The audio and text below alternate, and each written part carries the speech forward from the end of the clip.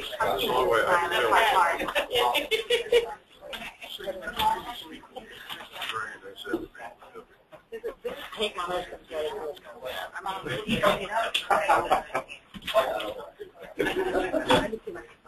Welcome, everyone. Thank you all for being here, especially to our committee members who are continuing to work diligently to get us to a point where we have a recommendation to take to the board.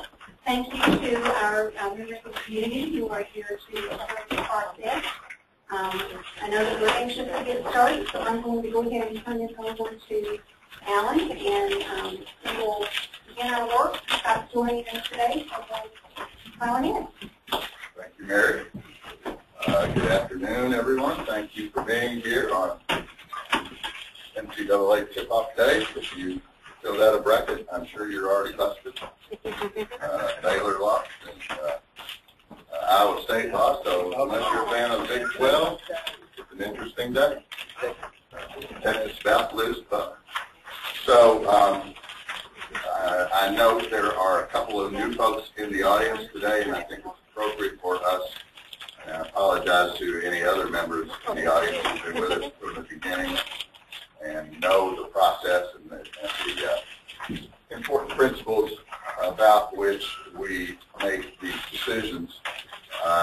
But we've had a quick flurry, new influx of people interested in our process in the last couple of days, and so I thought it would be important to revisit a little bit about our process, and that is we've been at this, of course, since April.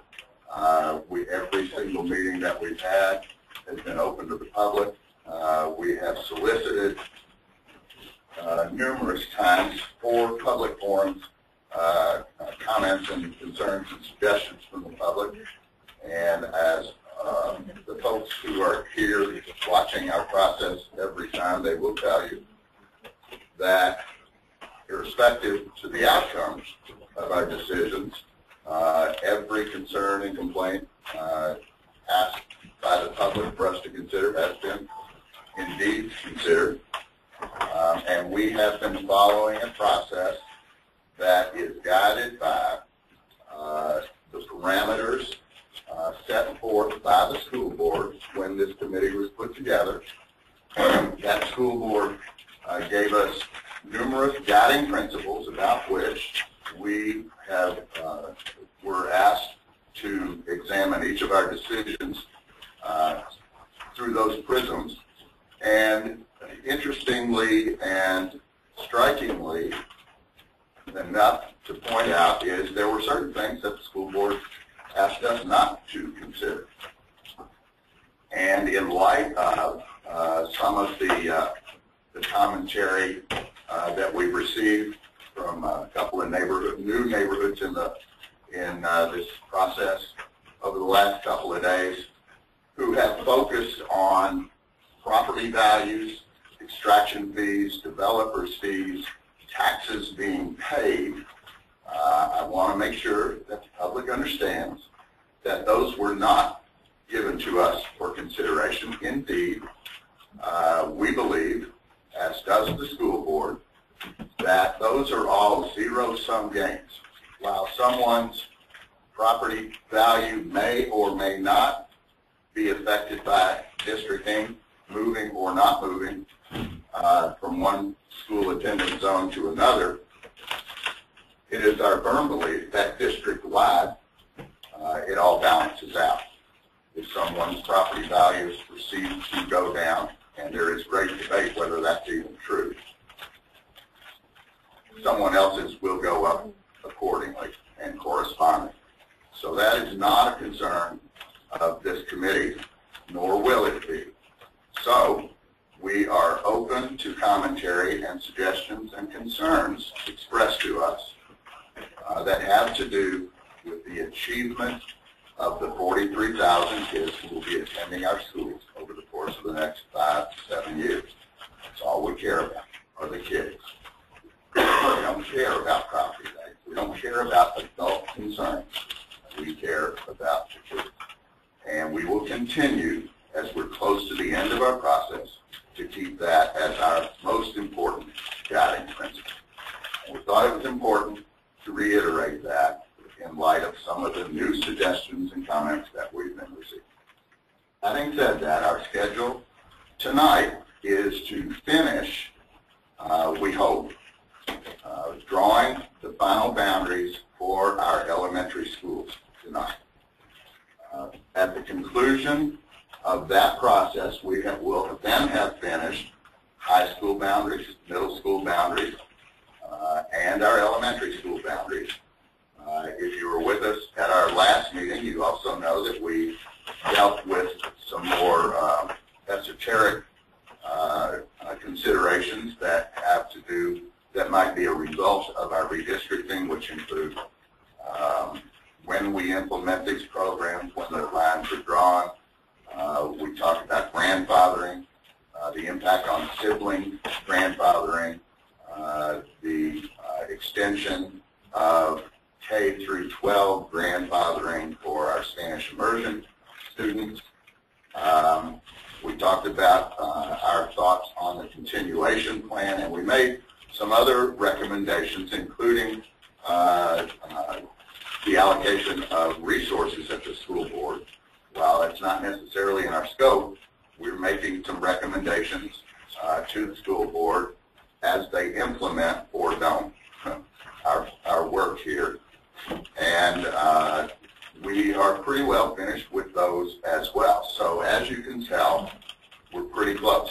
Once we conclude drawing all the lines, we are going to then holistically, looking at the entire district, take a look at where our feeder patterns leave us and make some changes or additions based on that information. And to that end, we've asked Bob and our staff to provide us with additional information, some information we think will be forthcoming from some principals. We'll have some better idea about projected numbers, including those who are projected to literally be in the buildings as we go forward through 2020, and some other things as well. So once we do that, get our feeder patterns done, we will begin our process of actually codifying and writing our recommendations and drawing our boundaries. We'll then have one more meeting that will be open again to the public so that we can show and talk to the public about our final plans, our drawings, and our recommendations. That last meeting will not be open to discussion or any other considerations unless one of the committee members wants to bring it before us. But we want that to be available so that the entire public will know exactly what we're giving to the school board. And at that point, we could be done. We had scheduled to be finished by the end of March. We've missed 4 meetings because of weather. I don't think we're going to need 4 additional meetings in April, but we might need 1 or 2 more. So we might be a week or so beyond what we had hoped, but we clearly are very close to the end. Unless someone else from the committee has another thought, we'll entertain a motion for corrections or additions to the minutes. You approve? Second. I have some discussion on, and Mike, oh, wait, go ahead. I made a statement yesterday that if we had a purchase agreement prior to us going home on a new elementary school, that we should deal with it. If we could reflect that in the minutes, please.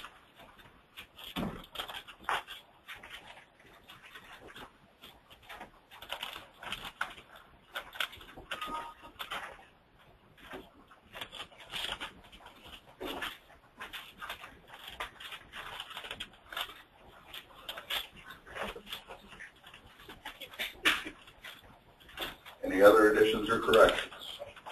Debbie, you got that? Thank you. All those in favor of acceptance, please signify by saying aye. Aye. Opposed? Minutes are approved. I'm sorry? I do. Mike Cravens.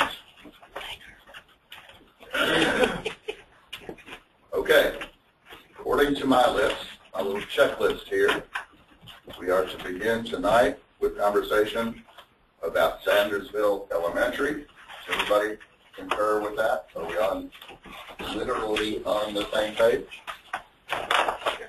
Do we have to, we don't have to. Do we have what? Yeah.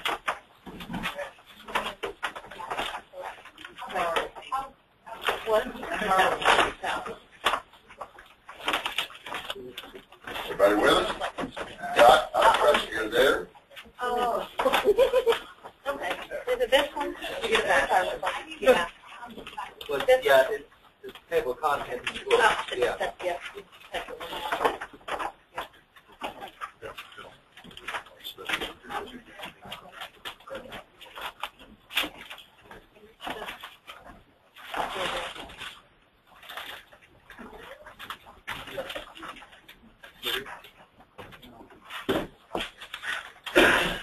We will ask Coach Riley to keep us Here we go. sort of on schedule with approximate 10-minute discussion for each one of these items. Of course, we will go beyond that if there's significant reasons to do so. Coach, you don't mind?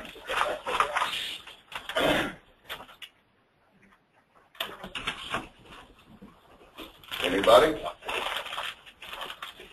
Good. That was easy. Well, it seems like there aren't any problems with that one. So I don't see any either, but it's on our list.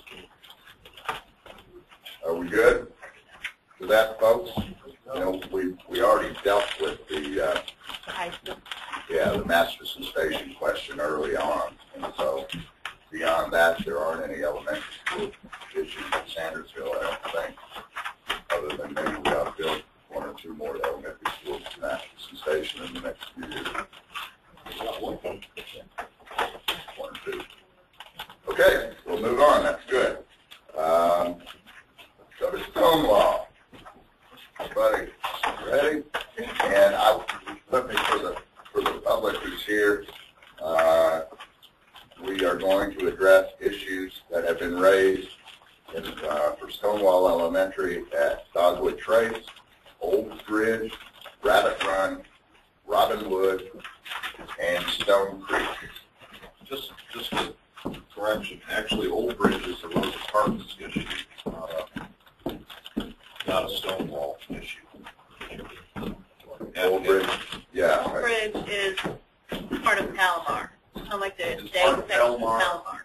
As part of Palomar, there are 4 elementary school students there. They all go to private school, if I understand. No, there's about 9.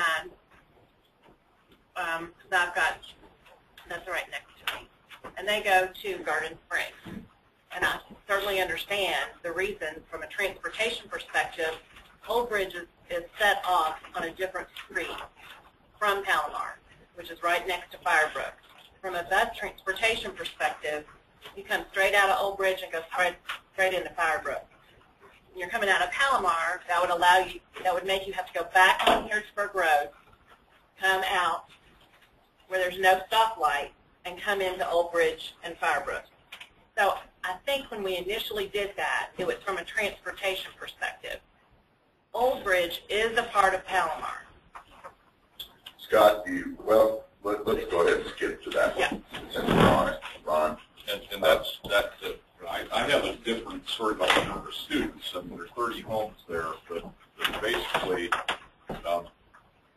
I was told there were 4 that go to private school now, but they're part of the Palomar swim team and club, and they're part of the neighborhood. They pay the association dues, and they are not currently with Palomar in terms of where they're currently districted, but they would like to be.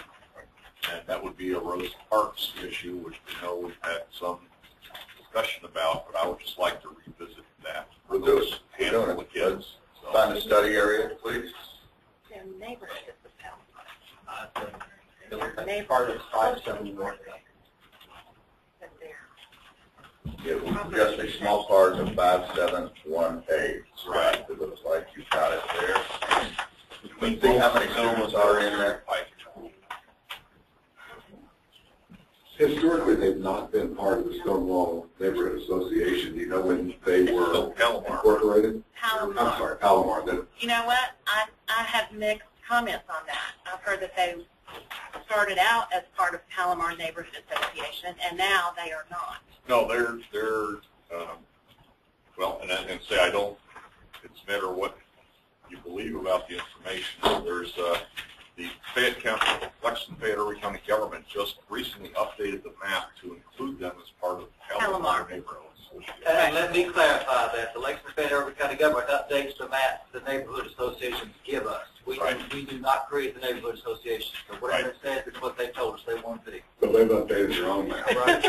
Well, I have the email string, actually, the whole process of that being done. They have updated the map, but they've been paying Palomar Association dues for some time. I'm just asking to look at it. I don't have a dog. Does anybody know if the busing issue that Melissa referenced is still the current situation? Well, actually, I would say that reflects the current situation. Historically, the rest of Palomar developed in the early 80s, and Old Bridge developed in the 90s. There was a substantial time period difference. So, so historically, Palomar used to go to James Lane Allen, and Old Bridge has never went to James Lane Allen. It always went to Garden Springs.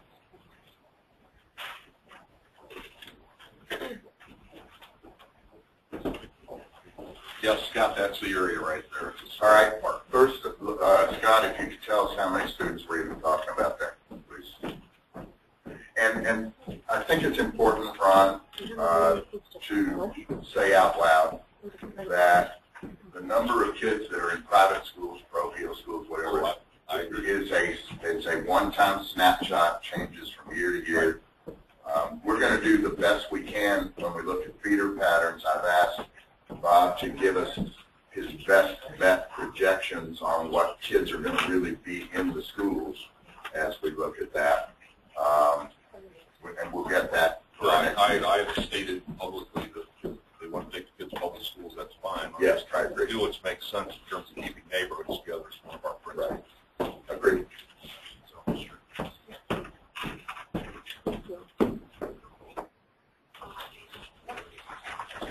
Do we have that, Scott? Were you able to? We know you're there. We see your cursor. It's not like right. Can you guys hear me? Hello? Yeah, now where you on? All right, so I've got, in that whole Old Bridge area, there's 0 K-5 Fayette County students. So we have no students going to the Fayette County schools coming from that area. No K-5 students. I can check the other grades.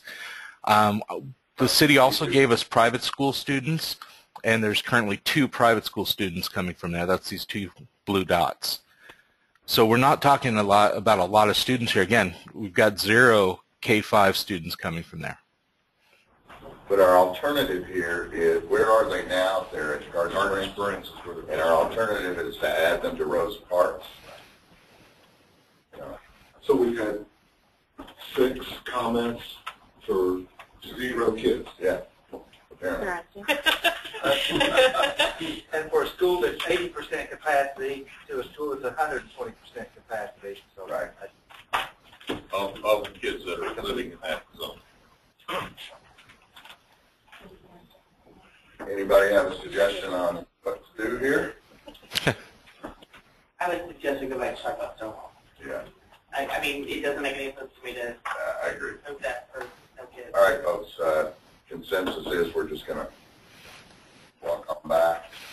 All right, thank you. Go back now to Stonewall. And our first conversation with Trey. What was the next area we're going to? Dogwood Trace in the Stonewall area, out Harrisburg Road. It's further out from where you are now, Scott.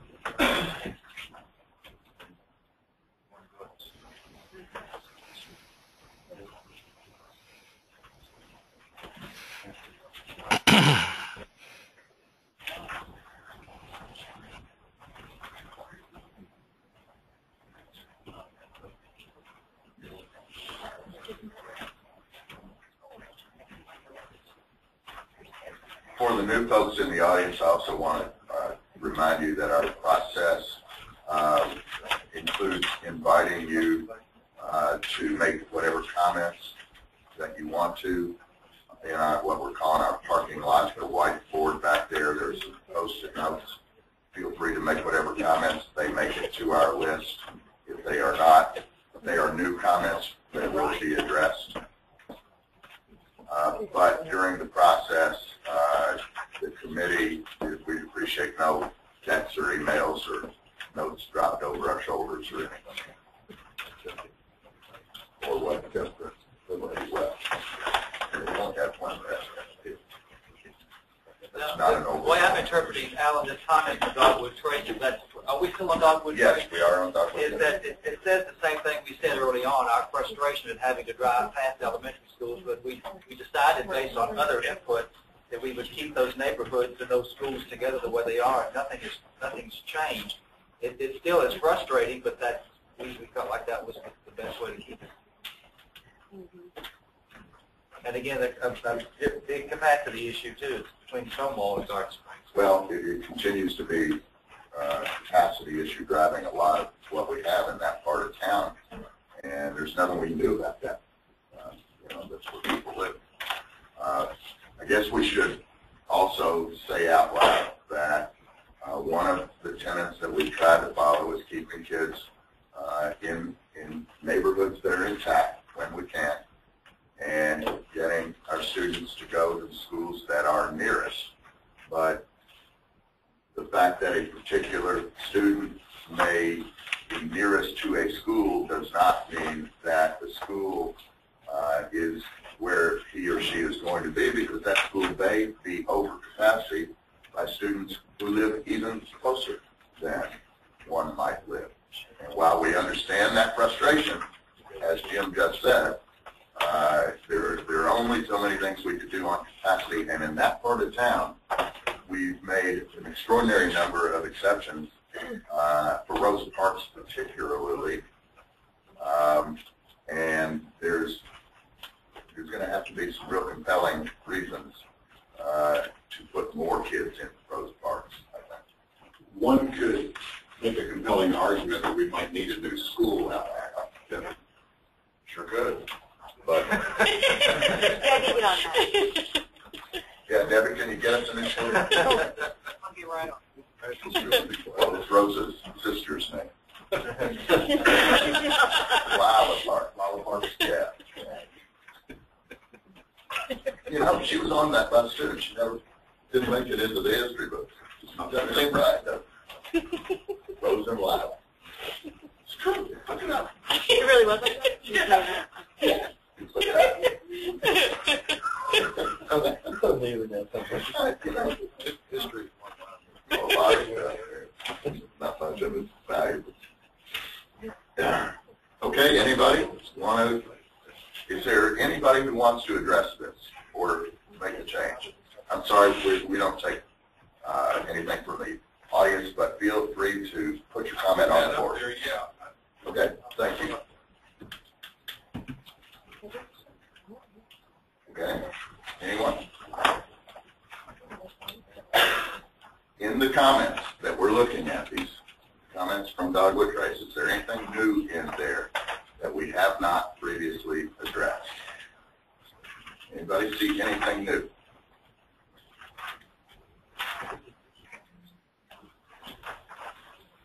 Okay. I'm open for a recommendation here, folks. Move on. See a few heads nod before we do that. Great. I'm seeing almost everybody but Jill and Leanne, and they're having fun on it. We were talking about you trolling us Yeah. here. I'm old, what do you want? Okay, we're going to move on. Let's go to Rabbit Run.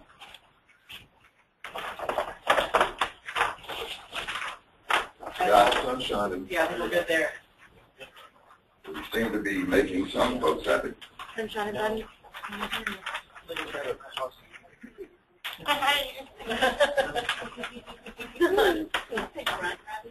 No, I said, well, it is Rabbit Run. It's Sunshine and Bunny over there. and money. Doesn't take much. Anybody have a thought or recommendation, please? Committee, as we rock through this. All right. Let's move to Robinwood, please. Areas 480 and 481. What are the suggestions? Same school. Elementary school. That is quite important. The current line emphasizes 1 mile walking to Wellington, but it splits the neighborhood. Let's take a look at what are the two schools that are in question here, Wellington and Stonewall. What are they both currently going to the same school? No. 481 goes to Stonewall. Bob, did we do that because of Wellington opening? Yeah, when Wellington opened, we chose that line as approximating a 1 mile walk. I think Scott's line might be a little bit larger, but not a lot different. Well, this. Can you turn on the walk? Yeah, that's Let's see the walkability there, Scott. There you go. Go to one or just Neighborhoods. It kind of meets right at that center line here. There's. We want to round that off. So, right here. Is that the neighborhood we're talking about? well, they would go all the way down here. It's really like almost half the neighborhood. It's split in half. This is the neighborhood right here, 488, 481, and currently the blue line is the current neighborhood or the attendance area boundary. So they're currently split right now. What would make sense is if we moved one of those to Wellington and then looked at Stone Creek, where they've asked to be moved from Wellington to Stonewall, and see if we can make an even trade there. Yeah, or we're over at Stonewall and at 99% at Wellington. We could try.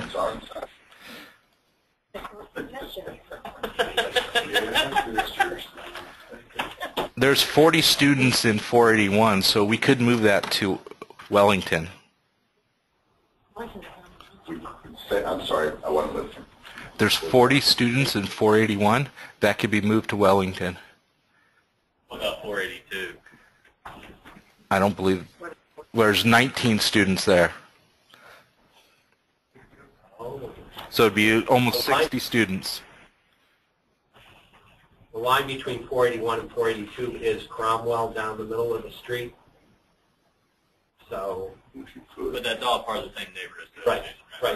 So if you're going to change it, you would need to do 481 and 490. But if we do that, we need to do the Yeah, I think before we do, corresponding move. we need to look and see how many students are in Stone Creek, but I don't know what.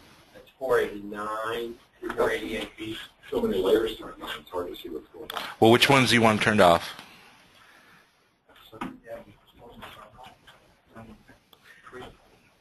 Stone Creek, yeah. Is that street? It's that neighborhood. You can see Stone Creek. I know where it is, but is that, she's saying Stone Creek is a street? It looks like it's just the name of the Lisa's street. Way and Stone Creek and She means the whole neighborhood. Okay, it's 488, 488, 489. At the bottom. 488, 488, 489. So, Scott, how many are in 488B, 488? I'm sorry, 488B and 489. 488B, there's 14. 489, there's 21. So given that Stonewall is over and that Wellington's at 99, you could make those switches and probably even out the numbers and have them both around 105%, correct? We could try that, yeah. That gives us a little bit more neighborhood integrity, I think. Does that impact at all our socioeconomic numbers, folks? I wouldn't think so. But Should. well, let's look at it.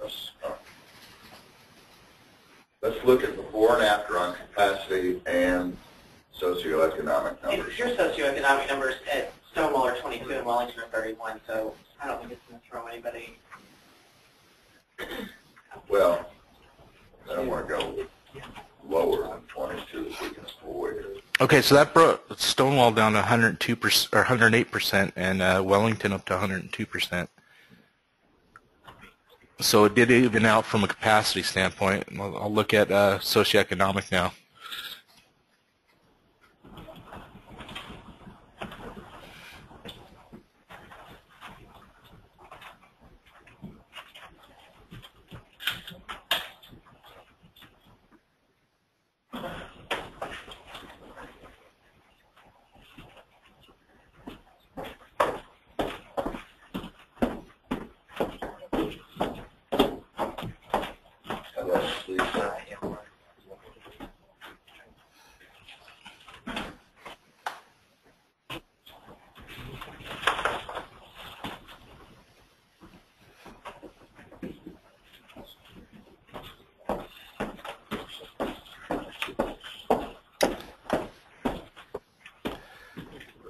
Okay, Stonewall started the day at 22. 22, now it's 21. Wellington went from 31, stayed about the same, yeah. So, Okay, I don't want to do this in a vacuum, but we should remember the comment we got from the Stonewall principal, who was concerned about being over capacity, and we're right next to them in Clays Mill. We're under capacity. Is there something that we could do to balance that just a little bit? We reduced Stonewall capacity by making this move. We did, but we're still over capacity by 8%. And remember our ideal, if I remember correctly, our elementary school ideal is 96%, right? Is that not right? Yeah. Elementary.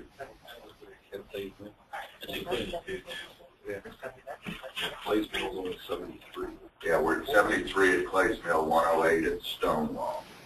And I think we're good with this Wellington to Stonewall and Stone Creek deal. Do we want to continue making our way through our list so that we're doing it kind of as we planned and then make a note to come back to that one, or do we want to veer off of the list? Well, I'm fine either way. I'd like while we're on this. yeah, I think while we're at it, off the list. it's not on the list anyway. No.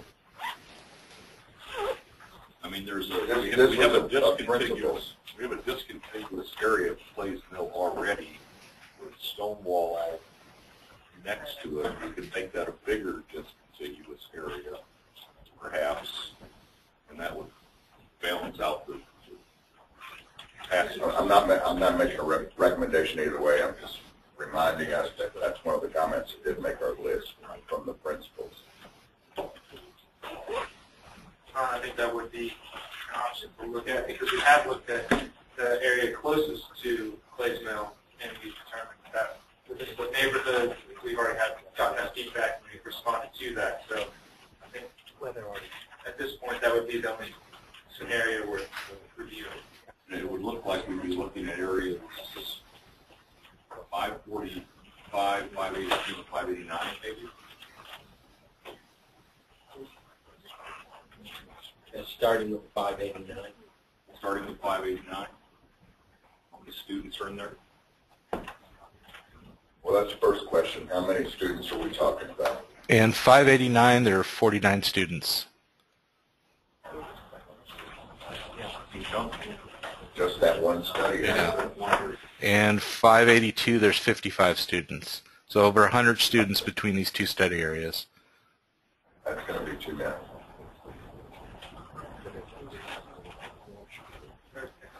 Well, Clays Mill has the... Maybe under cap.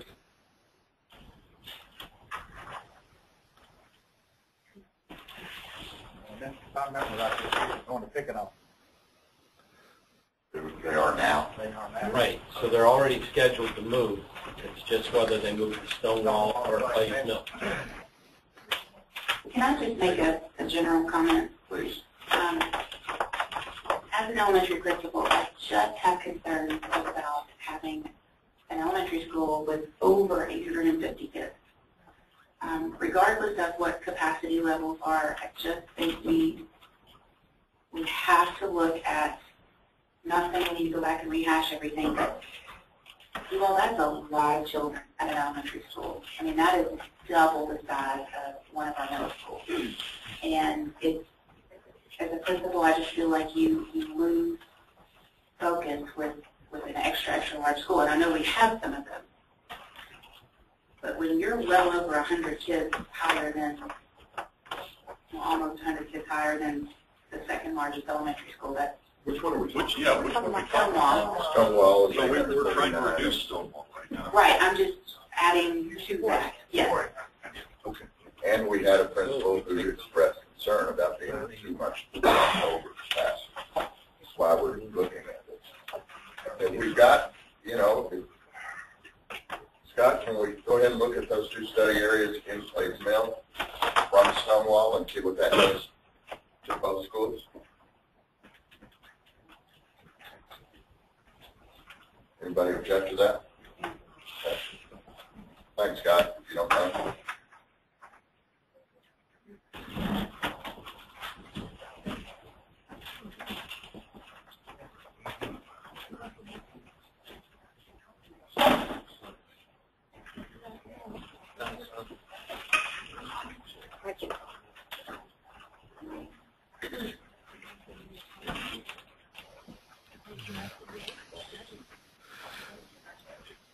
So we could lock this in and see what the socioeconomics does.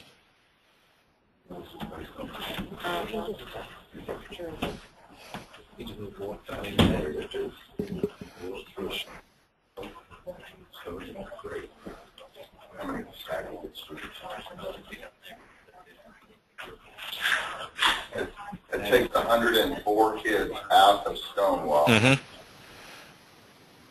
Gets it below 100, gets it close to our ideal, actually. And it brings Clays Mills from 73% up to the 88%. All right, let's look at the socioeconomic numbers, please.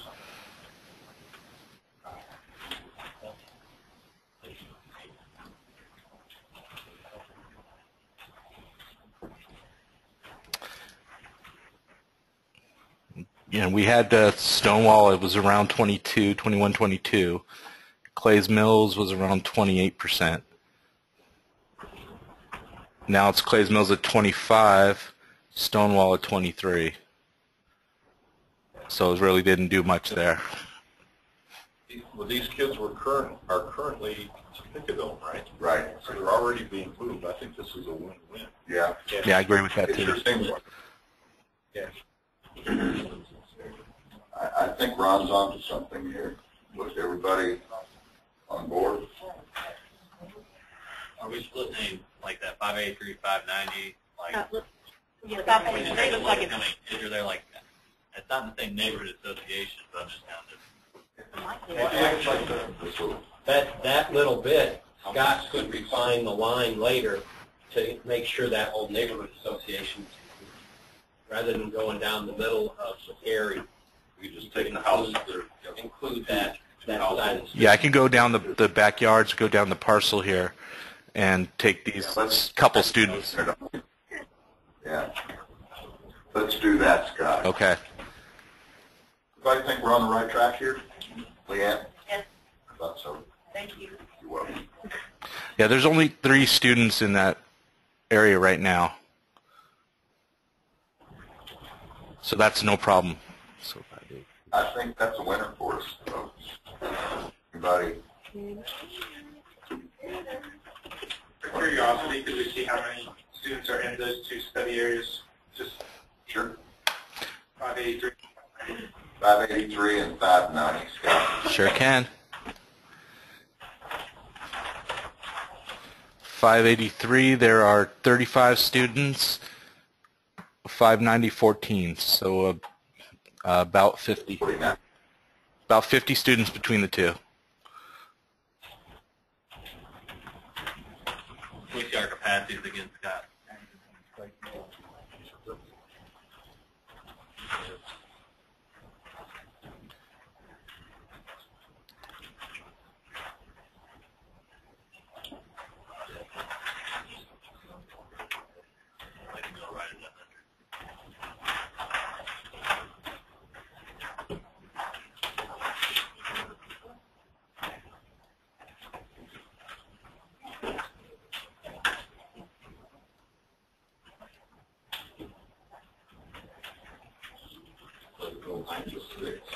go 96, and Stonewall be 88.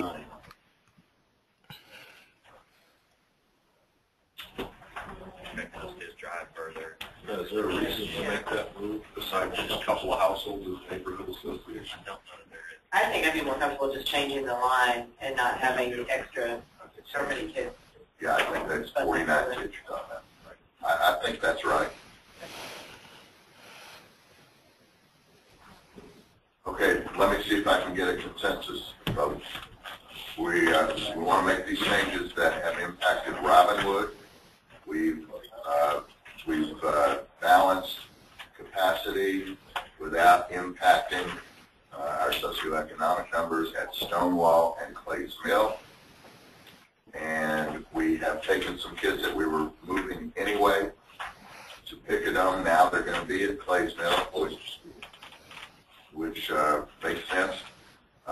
We haven't split any neighborhoods. We haven't gone beyond our walkability criteria. These moves seem to be good, and we want to move that line, Scott, to the backyards. Got it notated. Okay, so let me see a head nod. Anybody got a problem with these changes? Okay, we're good. Thank you, Scott. You're welcome. Thanks, everyone. Let's move to Veterans Park Elementary. And for the public, the commentary that we've received have to do with Charleston Gardens, Gardens Apartment, Federal Place, Cumberland Hills, Pinnacle, South Point, Waterford, and that's it. Well, that's everything. That's everything I know. I don't think we have it, we could throw in Bryan Station, but it'd be just adding to the Can any of those places walk Veterans Park that aren't currently in it? Yes. Yes, a lot of them. That's, as an overview, if you look at these comments, the largest concern is that this is the one area that seems to be in our community where we didn't give walkability the high priority. We've got a lot of kids here that other areas could walk, and we're moving them anyway. But I feel like you also have, well, a lot of them are currently districted to Southern, but they go out of area. Correct. And to speak to Leanne's point as well, she's at 107% and is almost 50 over 70% free reduced lunch. No, I meant capacity. Sorry. Oh, Talking about capacity. currently we are, It says 107% capacity. with the, So if we move some of the walkers, it will help with that.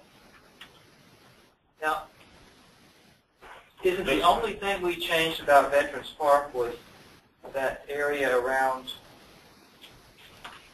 Trent Boulevard? We moved some of the Trent Boulevard kids that were. Right, that's the only, the contiguous area around Veterans Park remains the same. Correct. Correct, but you, who are currently walking to Veterans Park who live in the Waterford area, they're going out of district because they are in the under 1 mile walkability that we have pretty much maintained everywhere else except for here. Except for here.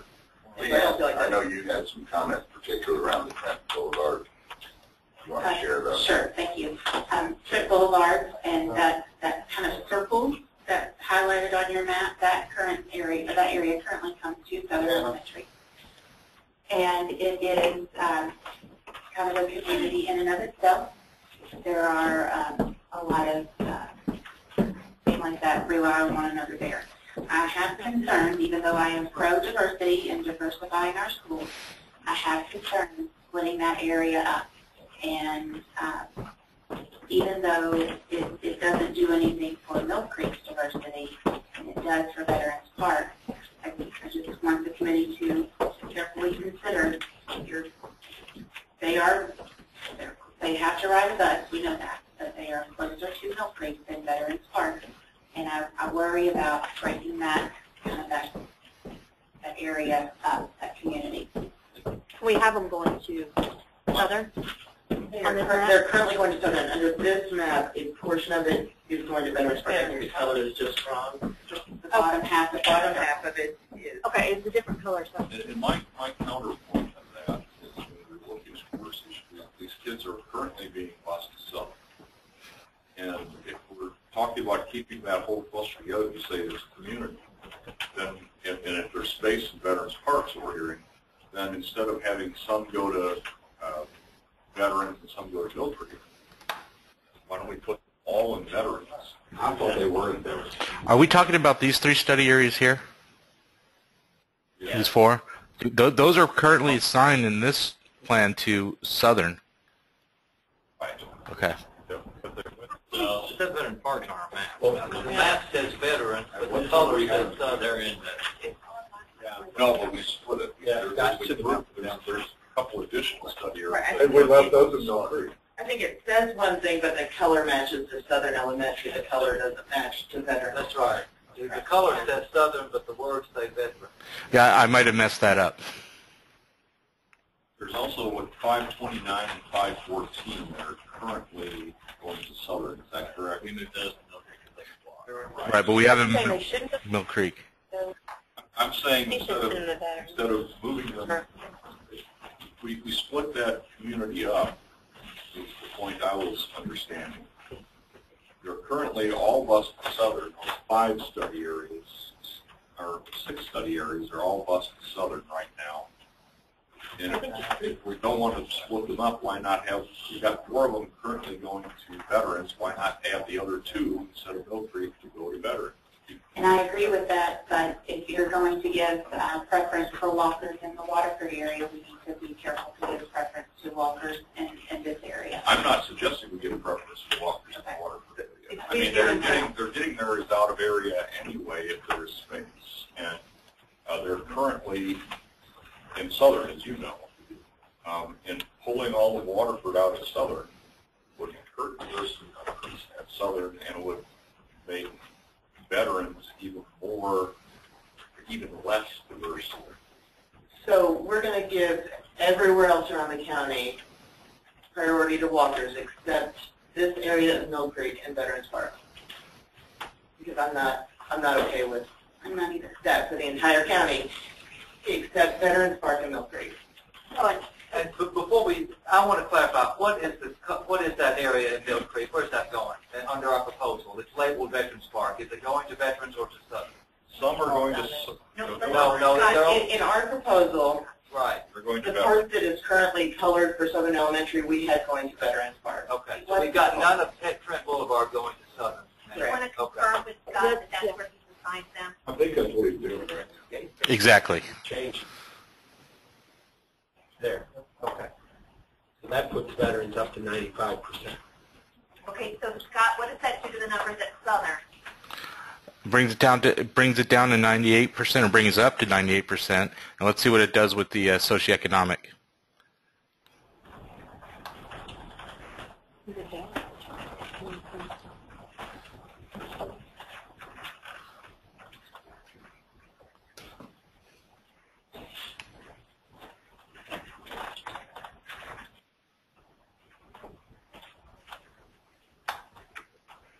Veterans Park is now 20% free reduced, and Southern is at 50-50.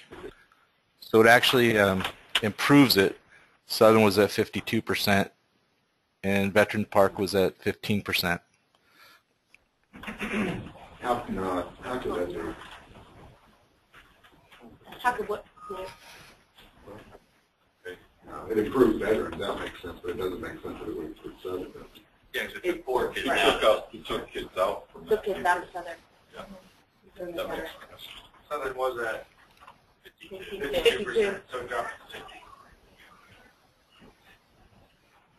And raise veterans. But we're using improved both ways when we say I that. think so, too, yeah. Would it be possible to see projections in this area? I've got a lot of our feedback is talking about projections for the school, and we just look at those and see what they are. Yes, we can. We can do that.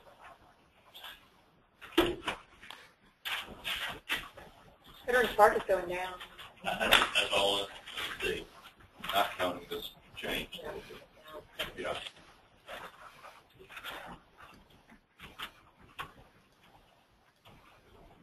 Actually, it has both, regardless of the change, it has southern and southern, both.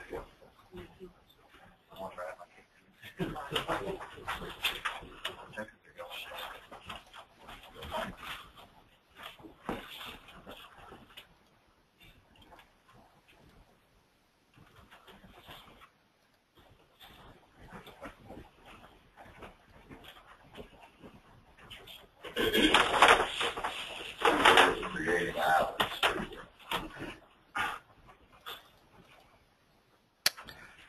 Veterans Park is actually still declining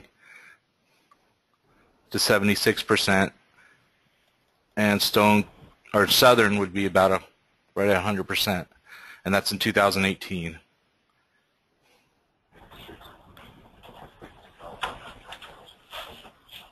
To me, that's pretty moving. It is. I mean, it's down to What does it 76. look like then if we move the water into veterans? Believe me, I'm not. That's not what we're going to accomplish.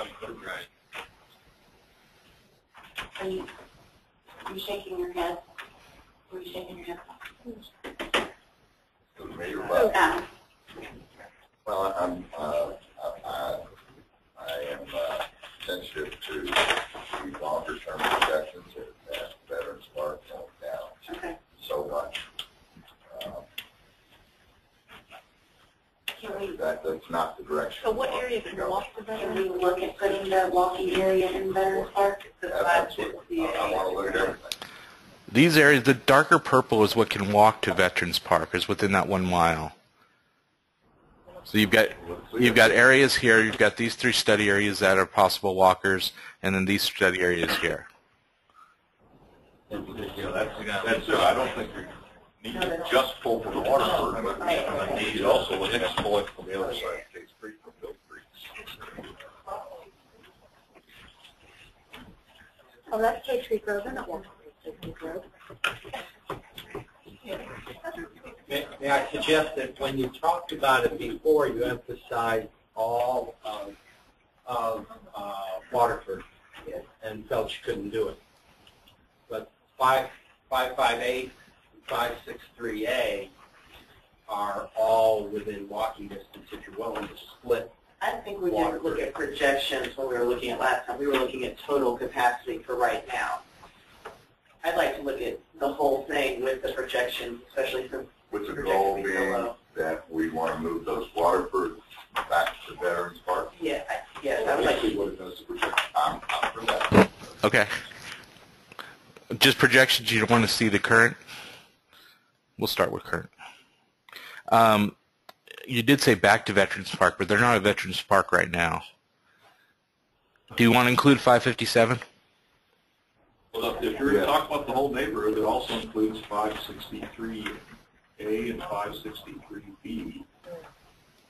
And 596, 598 or whatever. But we're probably getting into the range of too many streets. Yes. Right, that's why we.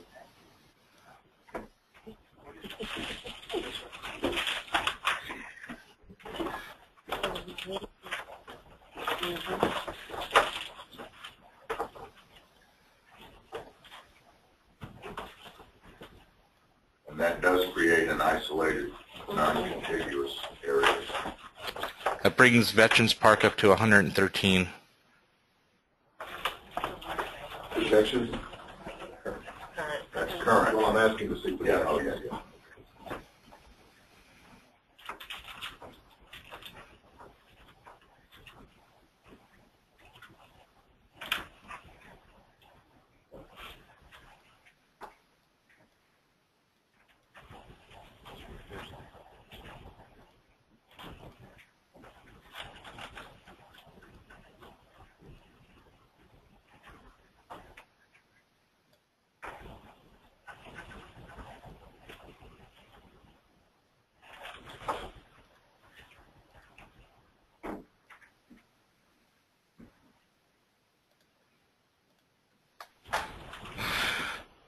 In 2018,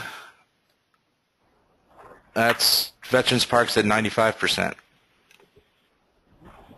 But that area can still going down.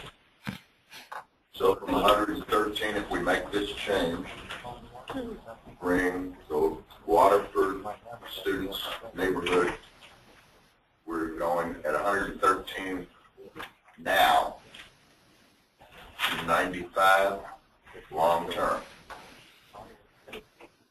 Again, our ideal being 96. I would like to look at the free and reduced lunch, so Yeah. I know what direction that's going to go. Yeah, Scott, can you make like that change and then let us look at the free and reduced numbers, please? Okay.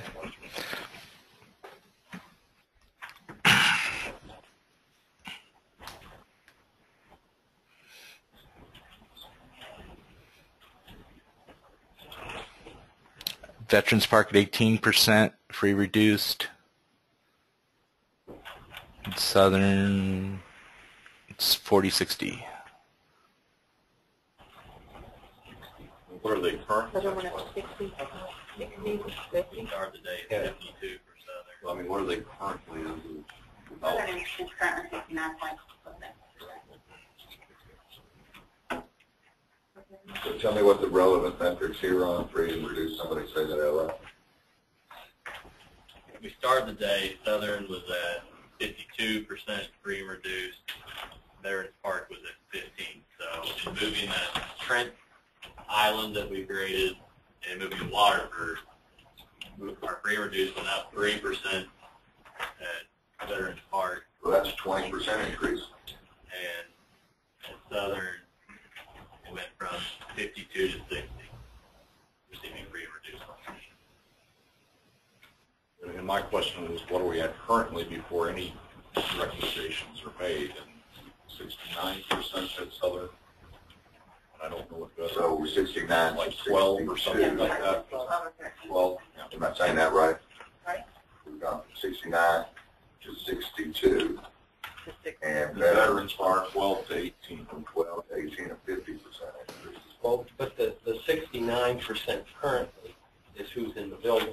Right. And if you just looked at what it is out there living in the area, it's only 56 right now. So, I mean, there's a significant increase from what's there right now, just by comparing or contrasting what's living in the area versus infill.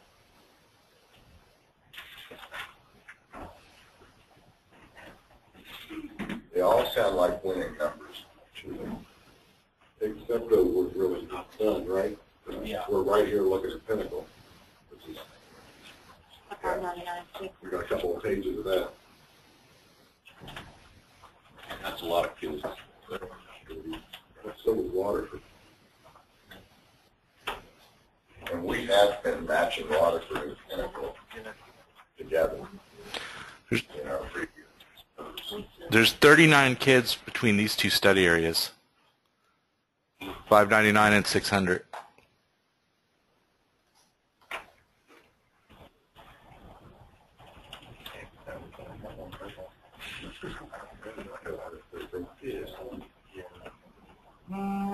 Somebody help me out here. Well, we're trying to see what that looks like, 135. What do you want to look at?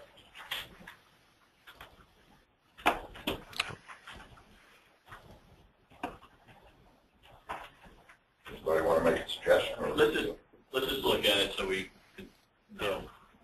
Let's move to veterans, see what it does to the numbers. Okay. Scott, did you hear that? I did indeed.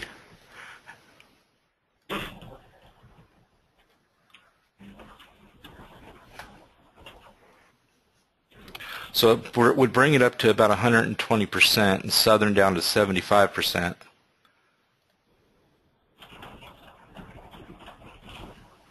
I could see what it would do to the projected.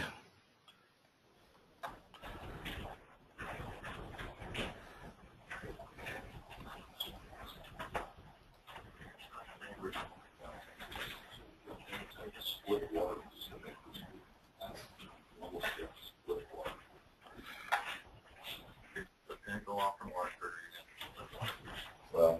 think long and hard about that. So projected wise, it would bring Veterans Park to just a little bit over 100%. And Southern would still be in the 70s. Could we look at possibly taking that section of South Point that is currently districted to go to Lansdowne and move it back into Southern to add to their Southern's capacity and maybe help socioeconomic? What do you want number that? Say that again, Brian. Yeah, you're talking this area here?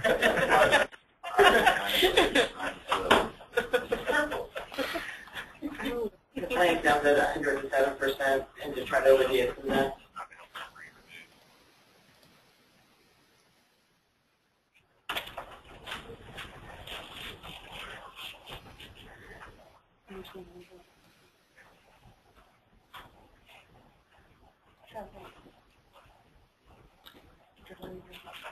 Aren't they going to Lansdowne? Aren't they? Yeah, we spent a lot of time trying to put that back together at Lansdowne. Does bring Southern up to 93%, Lansdowne down to 88. You see the free and reduced? Sure.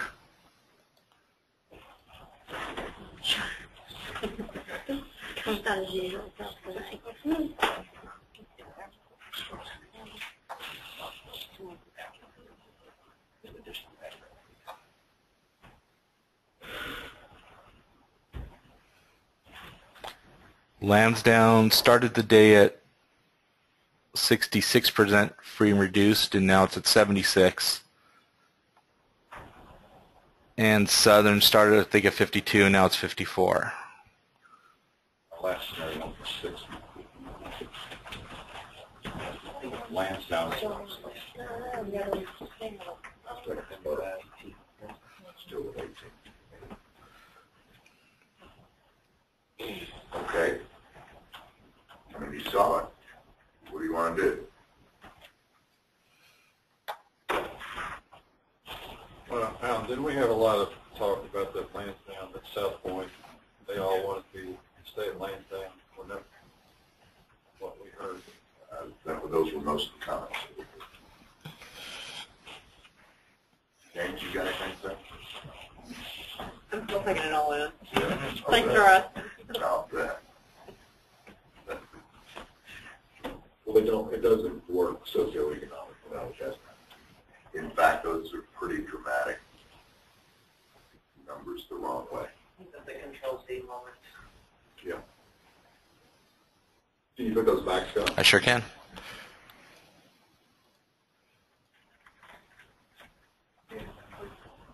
Austin is 22.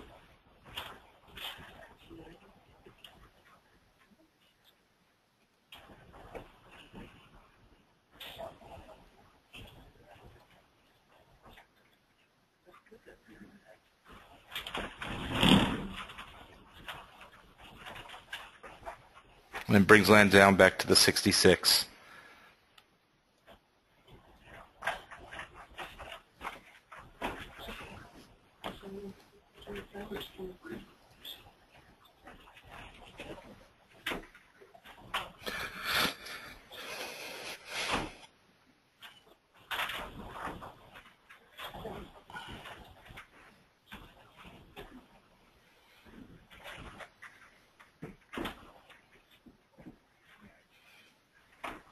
Thank you for your service.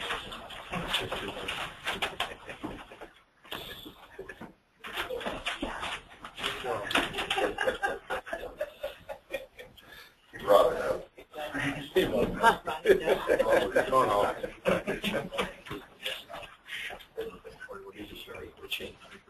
I got no.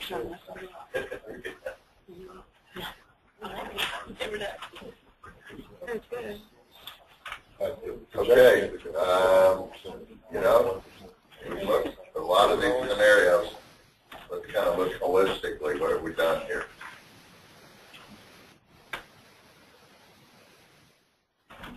Veterans Park is big now, but in a few years maybe it's not. Clearly, the projections tell us that Veterans Park will be a diminishing number as we go through the next 5 years, 6 years. But really, they're in Southern at 74%, and it was going down also. So it's going to go even lower. What do you guys think about? There's a lot of government housing, especially housing around Southern, and I don't think those areas will increase. Camelot. Yeah. Can we move this area back or into Mill Creek to reduce Veteran Park? Mill Creek's only at what, 94%, or was this associated? No, that goes back to right where our conversation started.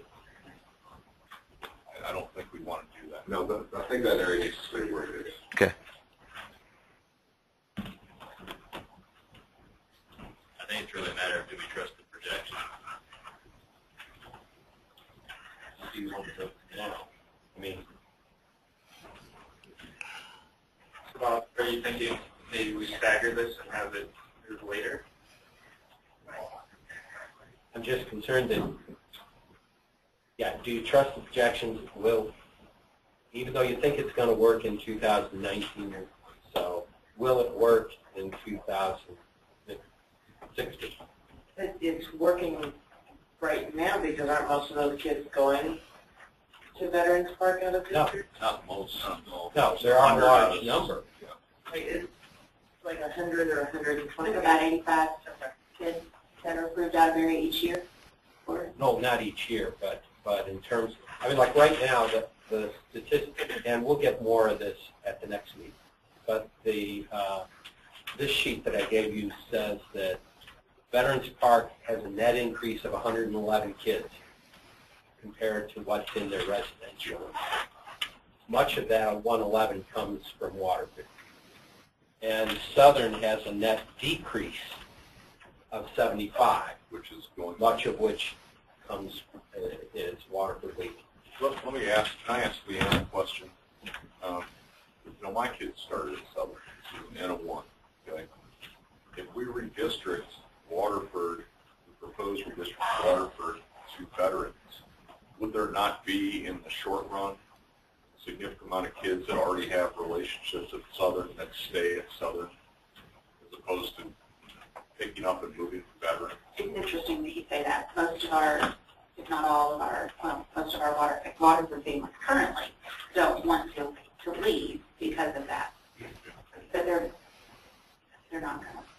I hope that's what I would hope they would say. No, but that's the capacity, the immediate capacity issue. I don't think would necessarily be that big an issue. I was active in the PTA before he was principal there, but I mean, all the parents who were active were Waterford parents. I'm guessing that a lot of them are going to want to stay. I don't think we can make that assumption. Well, That's a hard. yeah, no, I know we don't have evidence, just fake. I think my concern is when I worked at Southern, those Waterford clinical moms are the ones buzzing around PTA parents. I mean, that's what makes the school so to take all of them out. I don't know, Leanne, you may not feel that way. Again, I mean, we've addressed that before, the culture thing, and it's not one of our guiding principles. I don't want to I was looking simply at the capacity issue that we temporarily hurted veterans capacity-wise, and I don't know that we would hurt it as much as it looks like we. Okay, well, this is where we have good counts of numbers of students. I took these study areas and saw the number of students in there, and there are, I believe, 100. If I can get this up.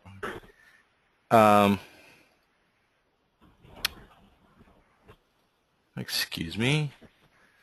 It went away. Hold on a second.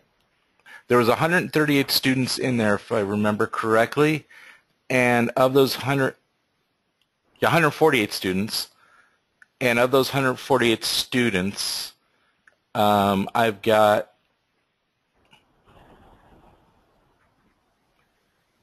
I'm going to tell you in a second. I really am.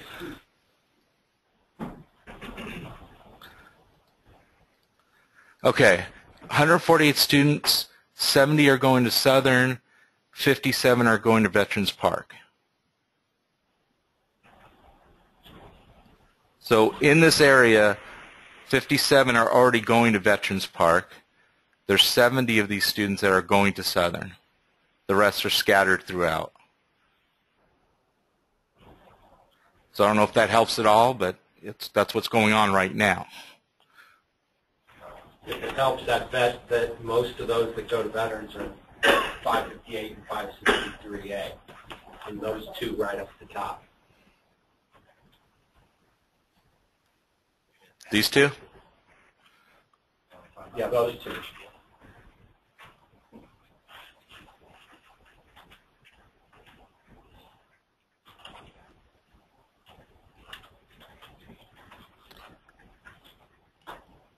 And those two, there are 35 students.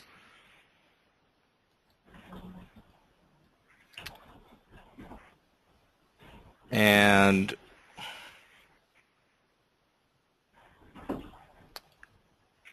those are the ones that go to Veterans Park, the yellow ones. So it's 26 of the 57 are from those two study areas.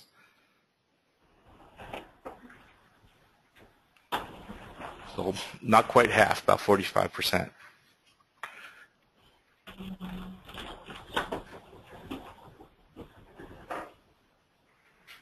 Could we take a quick look at 596C? Sure.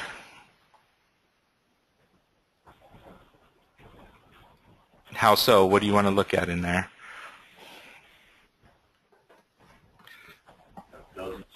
Is that really, do they really need to stay with the others?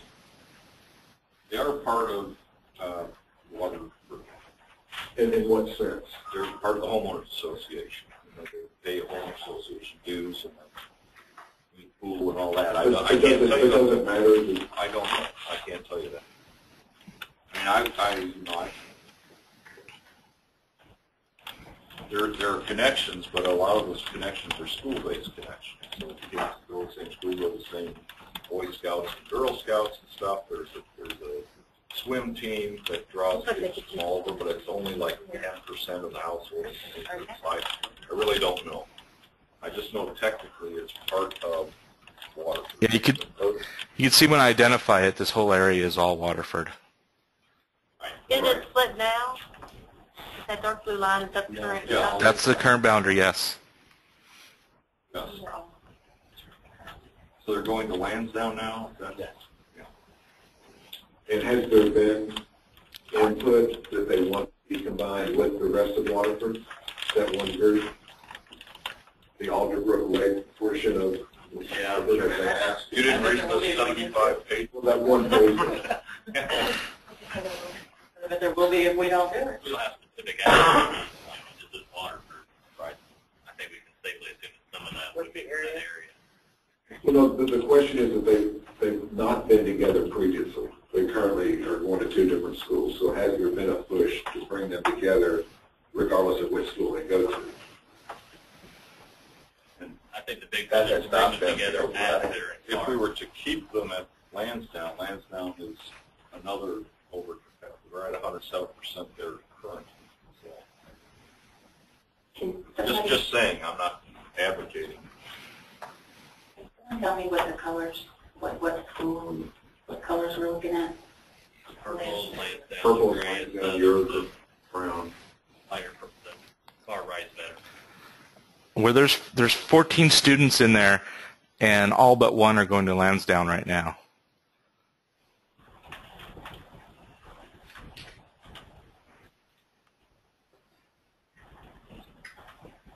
Okay.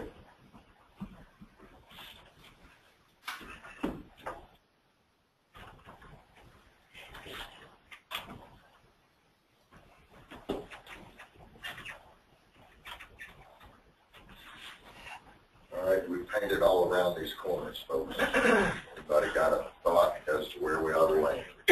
I'll throw this out there. Since we're looking at projections of veterans going down, and even though it's just faith, not fact, that some of these kids are going to want to stay at some that are going to get moved that are currently there. I'm okay with this change. It does help it helps walkability, obviously, for the kids in the neighborhood without veterans. It helps with the current situation, the SES, lower the SES numbers. Not as good as some of the changes we've made. But I would suggest we freeze this and go with it. I would second that.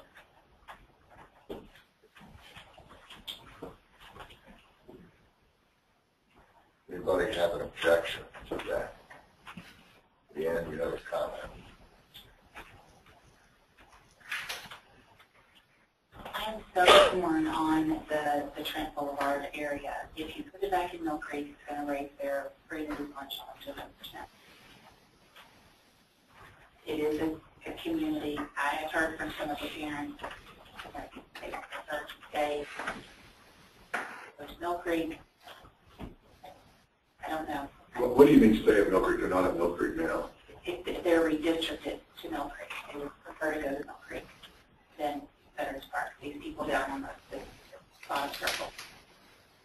I'm not sure it makes sense. So that they're going to Southern now, that they want to go to Mill Creek, not to Veterans? That some of yes. I Well, I've not heard from many. I'm sorry. I can understand that. It's a walkway. It's their neighborhood school. But, regardless of what it does to the free reduced numbers. But It does fall within the walkability, the neighborhood. You know, it's important to know that we want to keep as many neighborhoods intact as we can, but we can't always do that. How many kids are in those three? And we're talking these study areas? no, Oh, I'm sorry. I'm sorry, yeah. Sorry, Scott, could you not see where I was pointing? No, I couldn't. Aren't we on camera? We're not Skyping? There's a total of 52 students in those 4 study areas.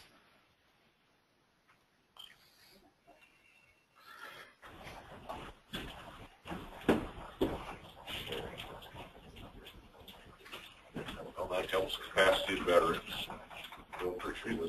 From a They're all numbers high. perspective, these moves make some sense for us.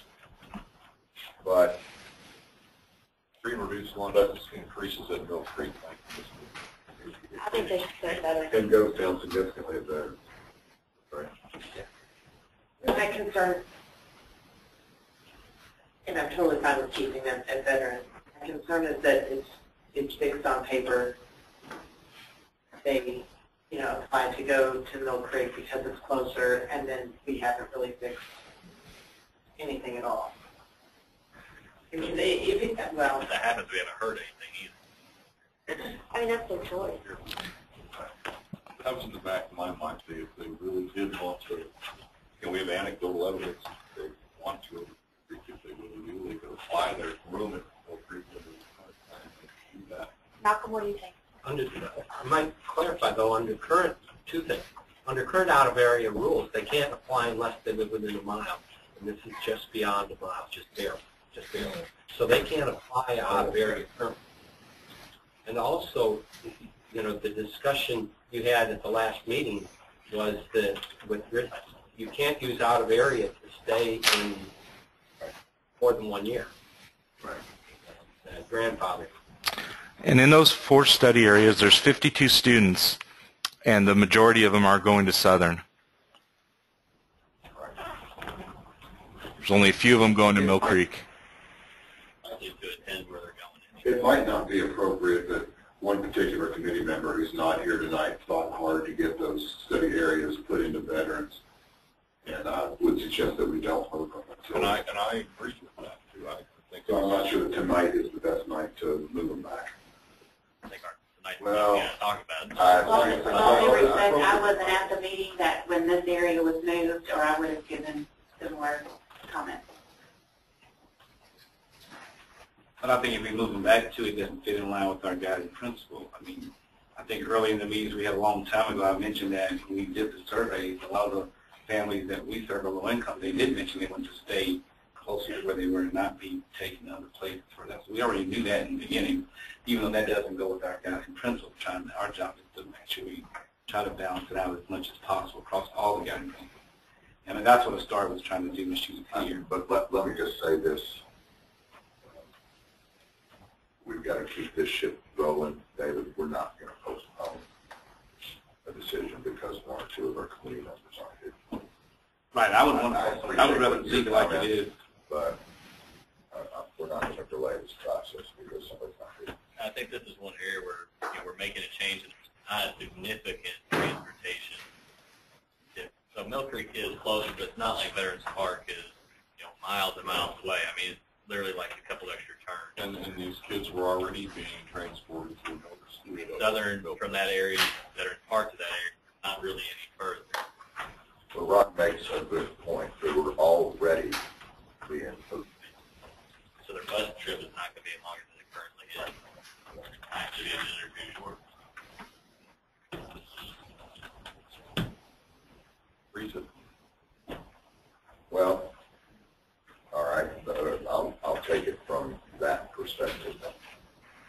You know, one of the issues that we've got here is we got so many comments from the neighborhoods of what I'm hearing from Leanne anecdotally and from you, Ron, is that there may be a significant number of folks from whom we did not hear who would stay, like where they are.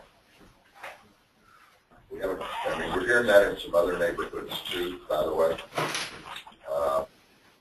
that because there are a lot of letters being written doesn't mean it represents everybody in that neighborhood. Well, if the projections that the veterans going upward, Yeah. then I'd have maybe a different. But I think in the short term, people that want to stay that already have their kids there for 3, 4, 5 years.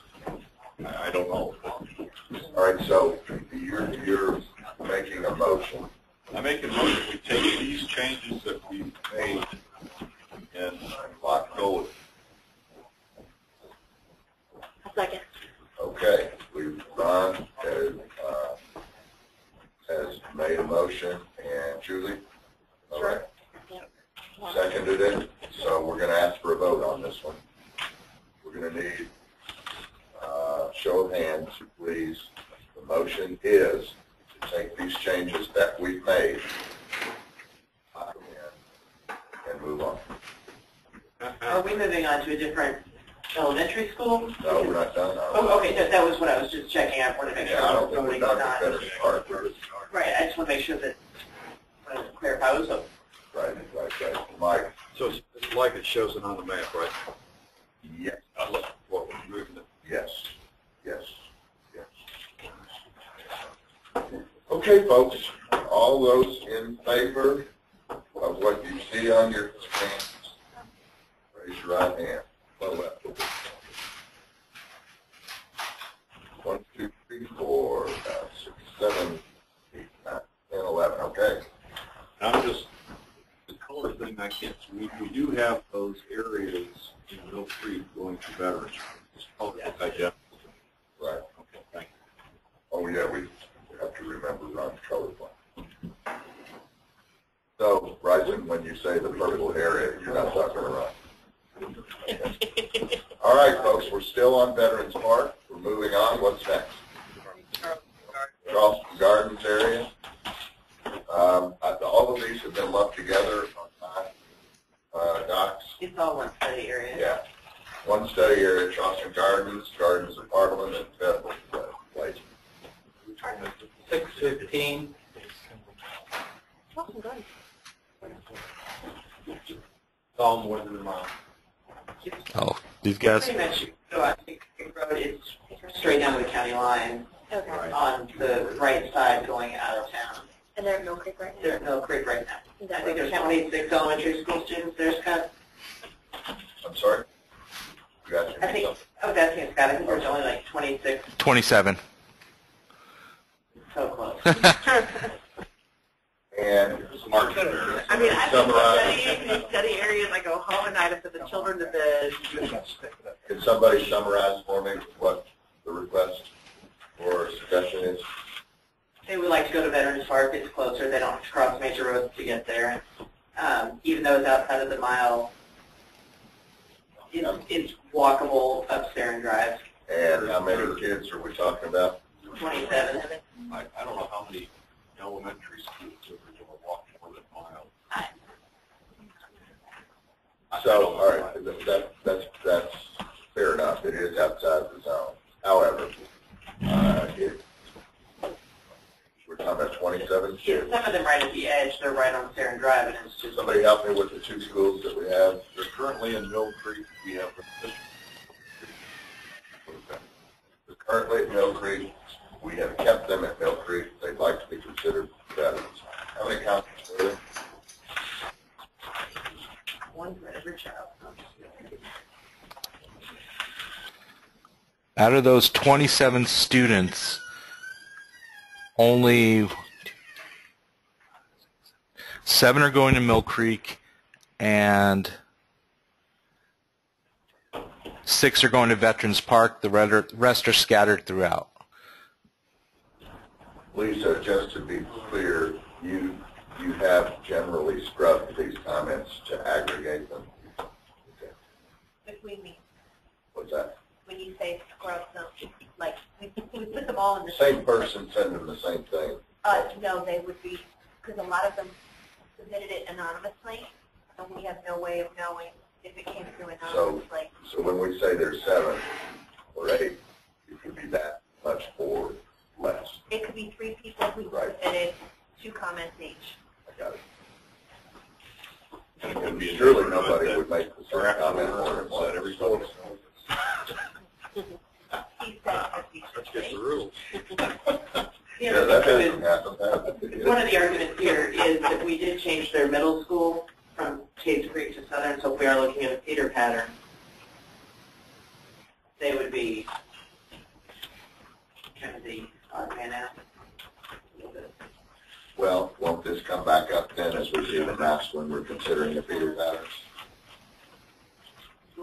Yes, we're discussing it. I mean, because right now, they're just, the way that we've changed it, instead of going to Cades Creek Middle with the rest of Mill Creek, they go to Southern with the rest of Veterans Park.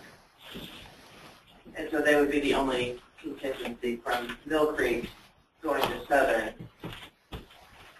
Bob, didn't Scott say that there are several of the, more than half going to Veterans Park already? No, only 6 go Well, to Veterans and how many go to Mill Creek? And 8. I think it said 8 go to Mill Creek. Scott, would you say again who goes where? Sure. 3, 4. There's 8 going to Mill Creek and 6 going to Veterans Park out of the 27. So about half of them go to either one of those schools. The rest are going to somewhere else. The one legitimate way I know that they can be there is grandfathering the siblings. This area was in Veterans Park about 9 years ago, and it got redistricted. Kids were grandfathered, siblings. Redistricted how long ago? More than about when? We No, redistricted 2000. It was right after you came. The year And after. there couldn't be any, unless we're allowing students, the old grandfather for students who weren't enrolled yet are allowed to grandfather them. Well, at least the siblings of siblings get to apply. And also, we've become more strict about out of areas in the last 3 years. 4 or 5 years ago, previous time. It could be that there's staff that live there. Could be Their staff kids also. Could be also. Let me ask you a generic question to the staff. If you apply to be grandfathered in as a sibling, under the current rules, not on the ones we have, we recommend, and you're out of district, you continue to allow out-of-district siblings to go? Regardless of redistricting, That's crazy. Okay. regardless of redistricting, if you're in the building legitimately, any sibling can apply. If there's space. And then There's once you get in throughout an area, unless there's an issue with attendance, you are treated as an in-district person. And that's, a lot of that is due to the student continuation plan. If a child came to register at their home school, and the home school was full, and we sent them to another school, we wouldn't then say the next year, oh, now you got to leave. We treat them as an in-district child so that there's some continuity for that. So the current proposal of the committee is vastly different. Well, we've addressed that going forward. Okay. And Leanne's committee, just recommendation, of course, certainly will deal with that. Okay. So it's not a concern for us right now, only as that's what the numbers are, right? Right? As to the current situation, I would just recommend that we leave it as is. And if we get back to the feeder pattern and we find, we're going to have to be bumping things around, then moving some in and some out to make space. If we do that, that's going to be another discussion. Anybody disagree with that? I just want to, I want to express a frustration, Alan, that I think that we spent at least 2 different meetings doing a lot of work on Waterford, and ultimately, I think, got them into Veterans Park, didn't we?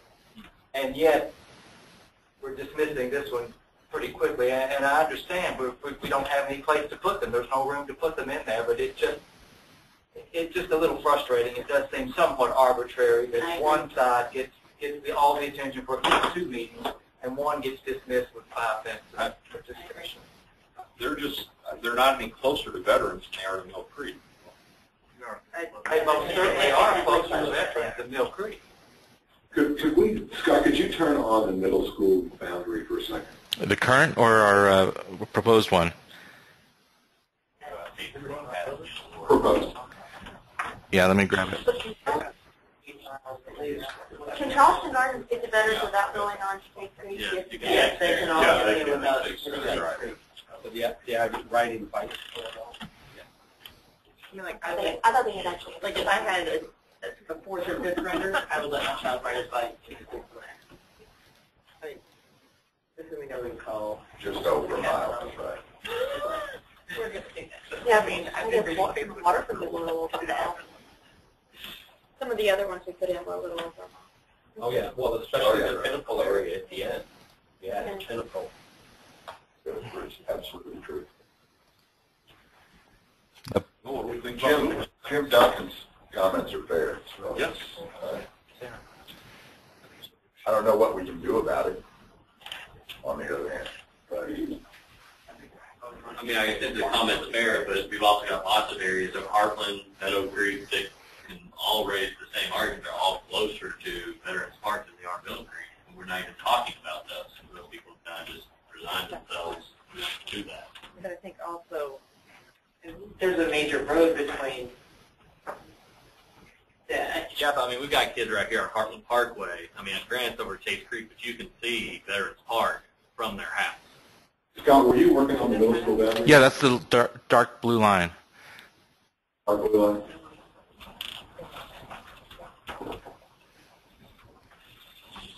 okay, we still got work to do. There is a motion. Is there a second? I withdraw the motion. Okay. What was the I motion? mean, I was not trying to say we shouldn't talk about this area. Well, no, the other. And I wasn't suggesting we spend another 2 meetings talking about this corner either. It was just a general frustration that I hope we're not giving the impression that because somebody has special knowledge of an area because they live there or because they've been contacted, that we're favoring that over an area that perhaps doesn't have something. And I've been on record, Jim, I do live in Waterford, but I'm actually the one who's been advocating for most of these meetings to keep them at Southern. Yeah. Well, Jim, I appreciate your point. And I'm not leaving But, anything you out. I know just what, want we, to let off a little steam. right. Does anybody remember the thinking on why we ended up where we are? Well, that wasn't that many meetings ago. Because it looks pretty clear that they should go to, yeah, Veterans Park. It was a capacity issue. capacity? You've got a capacity and you have walkers, and there's a lot of kids that's heavily residential. And at the time, you were not approving Waterford. I mean, so much of Waterford walks. If you weren't going to approve them, then why approve So them? unless you want to just cut out parts of Waterford and Pinnacle where they don't No, walk. no. I'm just saying that's it. That's the choice that you have. You either split neighborhoods or you've got to just chunks out.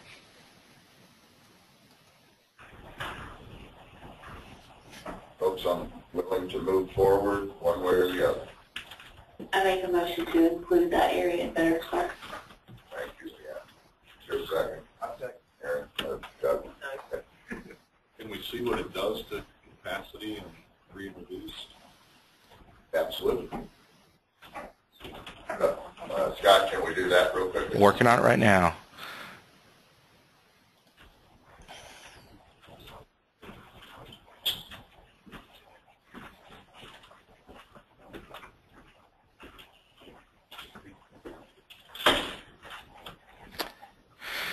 Okay, capacity. It brings Veterans Park from about 119 to 123%, and Mill Creek down to 90 from 94.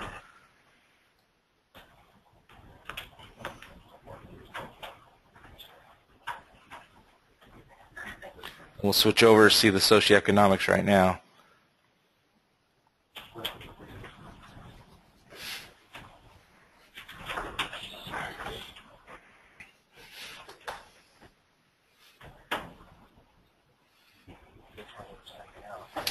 And Veterans Park to 17%, free reduced. Mill Creek to 69%.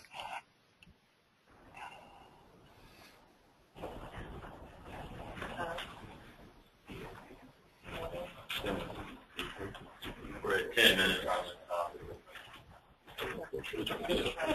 If I might just add this comment. Veterans Park is a high-performing school. Mill Creek is not. Lowers Mill Creek's numbers to more intensely focus on those students. Not saying Veterans Park deserves to be overcrowded, but traditionally, historically, Veterans Park has been a significantly higher performing school out of most schools in Fayette County. I just don't understand why. I mean, I know Chase Creek Road's there, but we have kids who are closer to Veterans Park. I mean, you can stand at Heartland Parkway and see Veterans Park. I mean, you want to talk about transportation. I mean, that's a lot closer than that. I mean, I just don't understand the rationale for picking that area over any of these other areas that are also close to Veterans Park. At least the kids in Waterford, there's the walking angle to take with it. Makes the puzzle look good. Well, I know, but It's not pretty mad. It's not. I mean, Well, people can. yeah.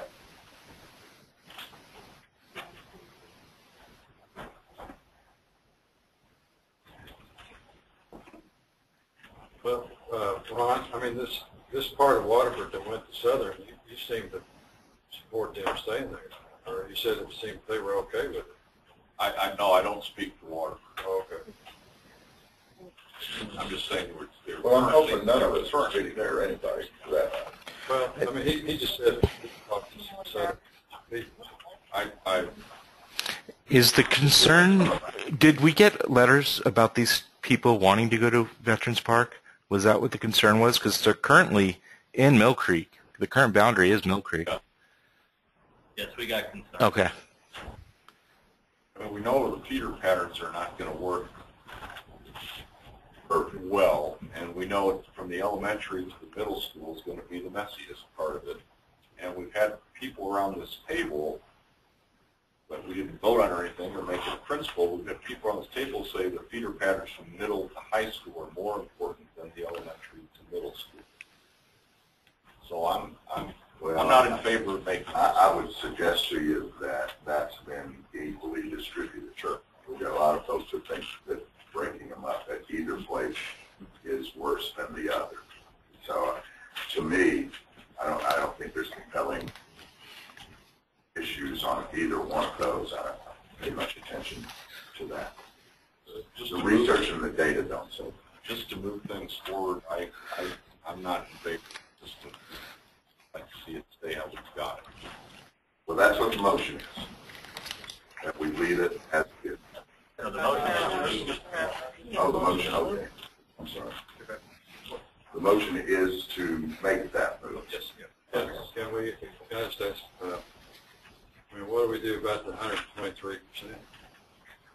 And I didn't need to say, I stood for Stonewall. I wasn't in favor of that, and I didn't know that that's how far capacity. Do we know how many of the 123% actually go there? We don't, but that's a slippery slope.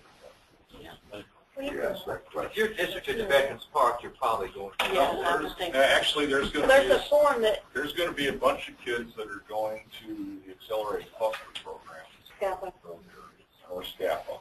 So we just don't. That's one of the final things we need to look at is we actually. Well, we're getting Yeah, that. right. When we look at feeder patterns, we're going to have that information. I just wanted to point out that projected the through assumption is inability. that everybody that's district of veterans going to want to go there is not necessarily the case. There's kids that are going to be going to the Ashland and to Meadowthorpe. But they're not choosing to go to private school like across States Creek Road in Hartland, where we see that so many of those students are going outside the district. Right.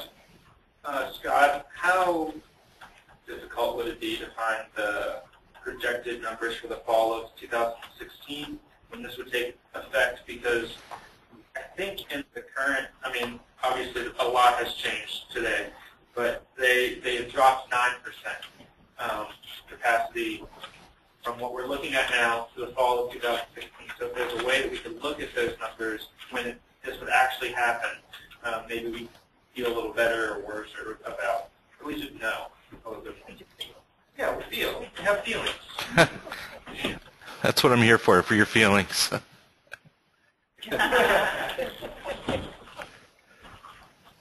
Yeah.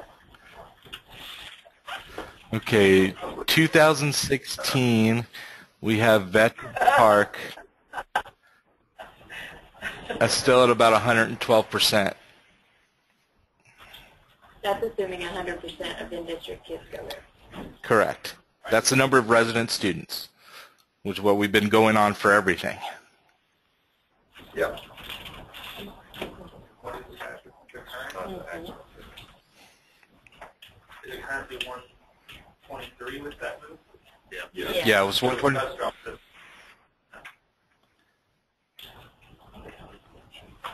Okay, we do have a motion. Oh, Aaron. If you look at the projections, the way that they are now, not the ones that Scott just said, Veterans Park becomes one of the, least populated schools in the district. I guess like I'm not going to say this right, but like the top 5 least lowest capacity school. That's before we move water. Right. So I guess, okay. Yeah, and we've moved the Waterford in there. That should alleviate that particular point.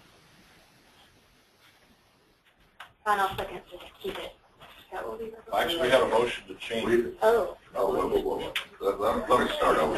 I may have to confuse. I originally said the same, then I withdrew it after Jim talked, and then Leanne said, let's, so then I So, chose we're making an executive decision here. We don't have a motion on the floor. I don't give a damn if it's seconded. Let's start over. I make a motion to Thanks. keep this area in. The motion is there a second? Not keep it, it's Put it in. Put it in. Put it in. All right, we're confused again. Leanne? I make a motion to add that triangle piece to Veterans Park Elementary. That's it, right? And the second came from Doug. Okay. We're going to ask for a show of hands here again. The motion's pretty simple. We're going to take that triangle study area, which is 615. 1, 5, and that's all that is going to be moved into Veterans Park Elementary. That's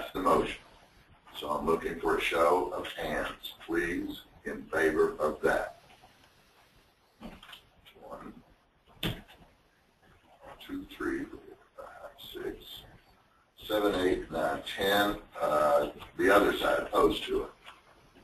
1, 2, 3, 4. Okay.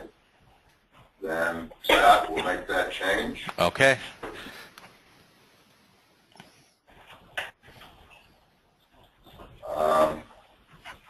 What's next? We're still on Veterans Park.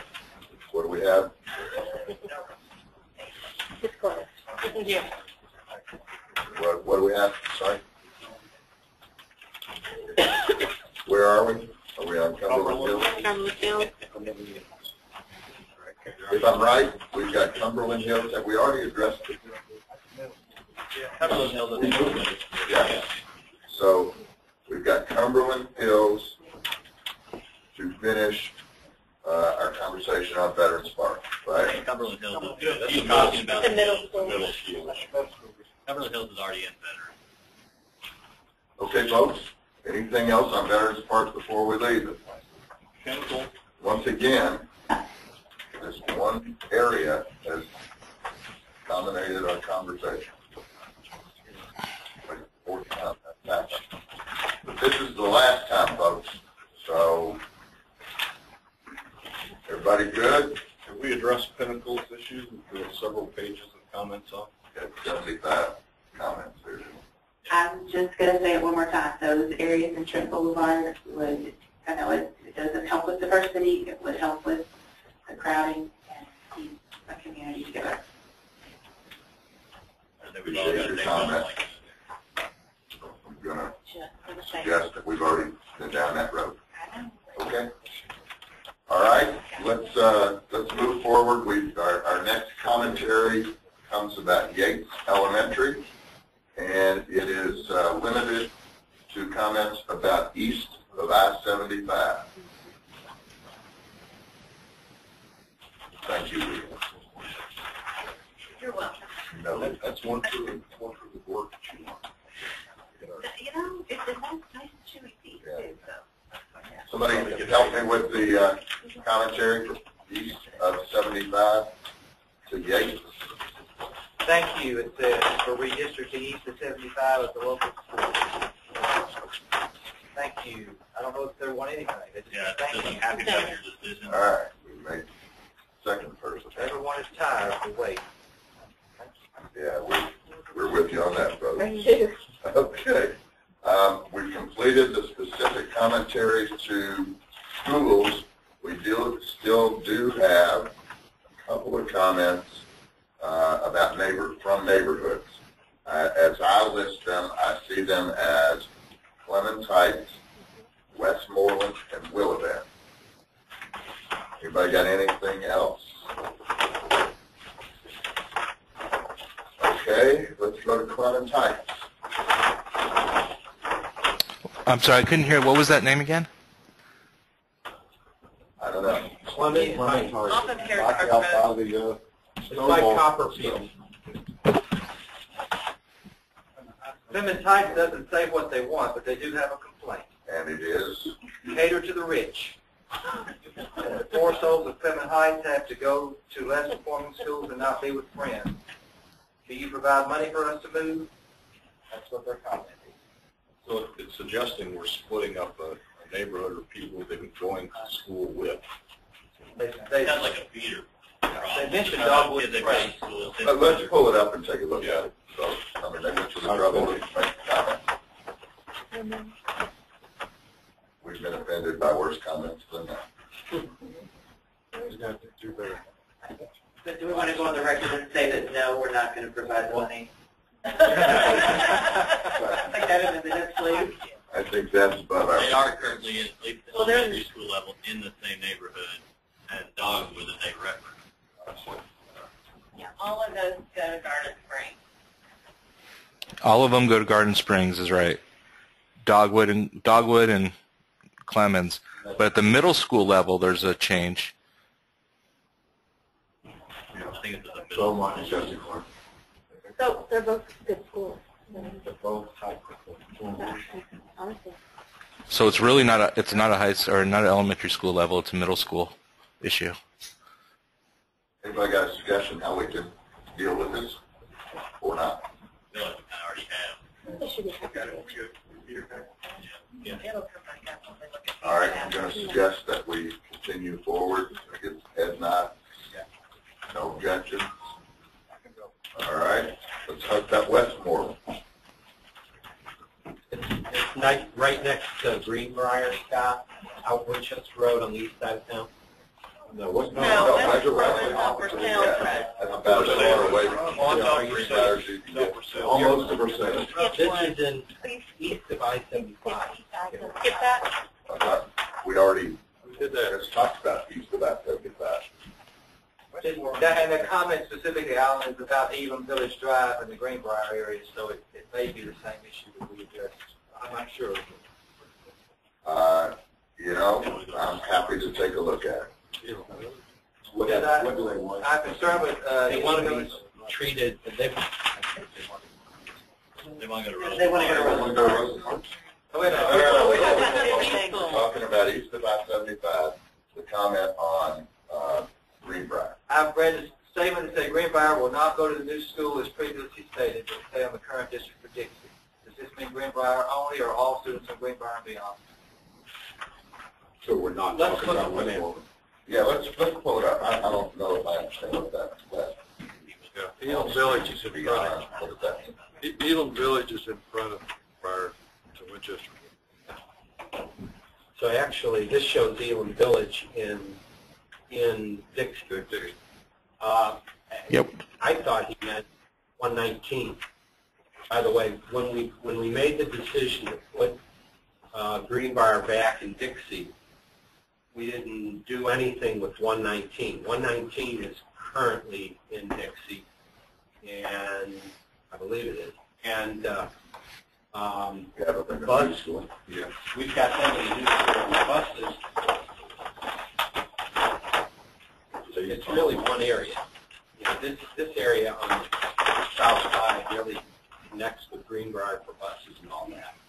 It doesn't connect with Cleveland Road, Scott, and it doesn't connect with. could you tell me, please, how many students we're talking about in one, I think that's 118? There are 9 students in 118. I think we moved this one last time. We moved this out of the new How about school. one? How about 119? We don't have any students there yet. So that 119 should probably be with 118. That's not exactly. That's There not should be this some students there, it's a whole. There should be That's some. real quiet, Real right? quiet Yeah. language.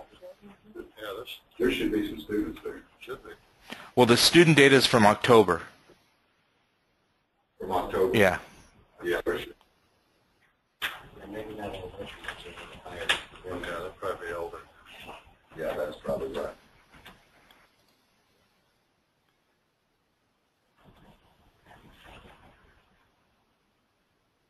Well, I'm not seeing exactly what we're being asked to look at. Well, the 1-8, where the line is, you see Elam Village Drive coming there. Yeah. I think that whole section is what the comments about. All of 118. Well, no, just the front part that's outside the boundary. Oh, so the suggestion is then, Just Elam Village? No, isn't what it says? It says, and then, does this include Greenbrier and the areas around it? Greenbrier and beyond is what it says, so I don't know how you define that, but Greenbrier and beyond. That's right. I would suggest that 119 should be treated the same as Greenbrier. Well, I mean, what study areas are you talking? treat them as 119 treated the same as 118 Yes. and rounding that off For transportation. Yes. for transportation. So we would then make 119, 117 now in Dixie. Just make 119 go with Greenbrier to Dixie, not 117. But the comment was to move 118 back to the new school. I don't think they were saying they want, they were just asking which one are we going. I think that's, in cool. fact, Well, it beyond wasn't that, I an think we're being asked about 118. It was in the new school, and for some reason we took it out last week. I don't know. I think we have to look at the principal checklist in the new school, which is already. That was a principal request, why we made that change. And the request was what? And based on what? Do any of those Somebody help me with that. currently? Yes. Yeah, there's All every of 118 goes to Dixie. And They are currently going there. they currently, This there are is- children this in is in the building though? The comments we've been getting about property values, which Scott, frankly, can you show us where those none of it 118 really kids is really anyway, go? because they're going to the same schools, so property values. not gonna change. Yeah, I'm sorry, two people were talking at the same time. I couldn't hear that request. Where we are. Your matrix that shows where the kids actually go, can we look at 118? Oh, I can look, yeah, I could just figure out where the students are actually going, yes. That's no problem.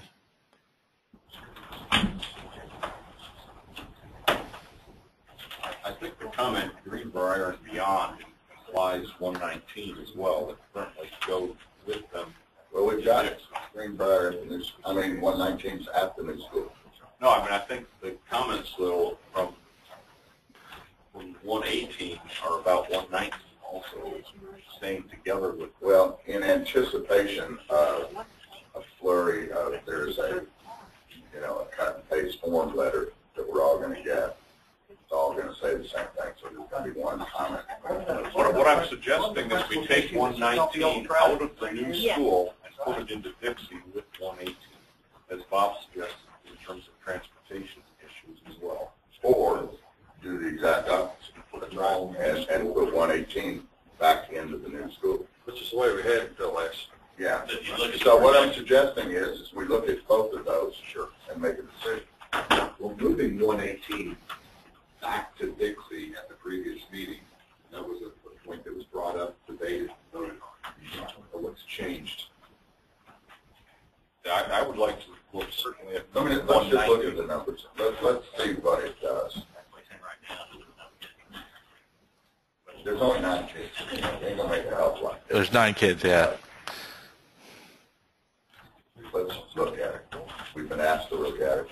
And almost half of them go to Rose Park. Yeah, how'd that happen? How did that happen? What's the teach there, maybe? Yeah.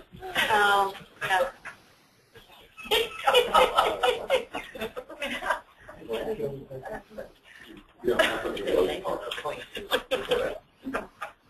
We're gonna set that up. We should look at It's on the making came up on the matrix. You go to Rosa Park. 2 of them. There's your overcrowding problem at Rosa Park. There you go. Well, we didn't count them in the 123. So we take them out of Rose Park. I think they're in our 70. That's a non-contiguous zone. Very. Lester would not approve. They're actually closer to Clark County Elementary. I don't know that we have the ability to make that change. The rural districts used to, some of the rural counties do trade. Oh, yes. It was a big deal. I don't think that's in the plan. Was it? Is that not a guiding principle? Melissa? All right, Scott, we're going to look at both of those Yeah, first. moving this back to the new school only raises the new school. It's only a 1% difference. 9 students, it's not much.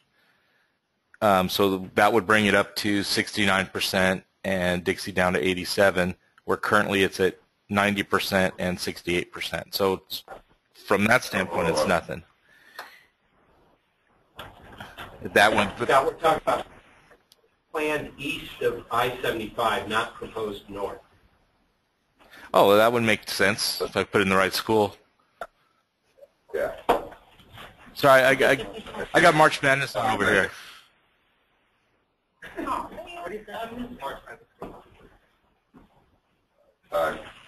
Chair's prerogative. The NCAA tournament is going on, and we're all for everybody. Just don't anybody say out loud if they happen to know the score of the Butler game. I got it, T-vote. I'm going to Google it. You tell any other scores time. No Butlers. No Butlers. So I've got, it's still 1% change. It goes from the 641 at 98% at Planet East to 650, and back then that's the same down to 87%. So it really doesn't make a difference from a number standpoint. But if what Bob was saying, if this makes sense from transportation, then I could see where that would change. Well, It's what a lot about easier to get. the impact on Dixie? Well, what about the projections? Because the new school is one where we have a lot of growth. Right. That's something we have to think about also. All right, let's look at the projections.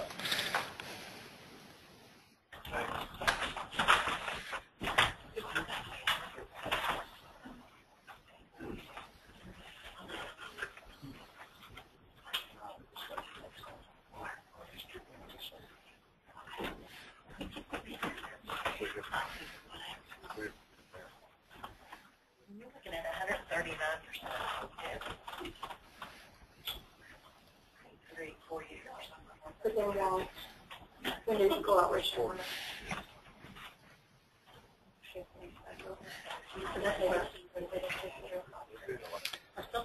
Let's see, in 2016, the plan east of I-75 is up at 108% from that, for that study area going in there. What year? 2016 when it opened. 2016.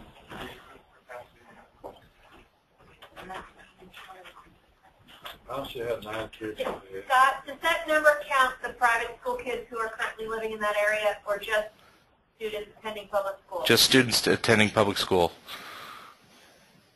I thought it was residential. It's resident. And it's really not that study area that's causing that, because if I'm looking at it at 2018, there's only going to a projected 4 students in that area right now. So how could So that wouldn't make change much that number difference. so much then? 119 should be different. 119 is done. 119 is where? Rowan. Never stood there for all that. All right, so now let's take a look, if you will, Scott, at the opposite, and that would be taking 119 out of the new school and putting it back into Dixie with 118.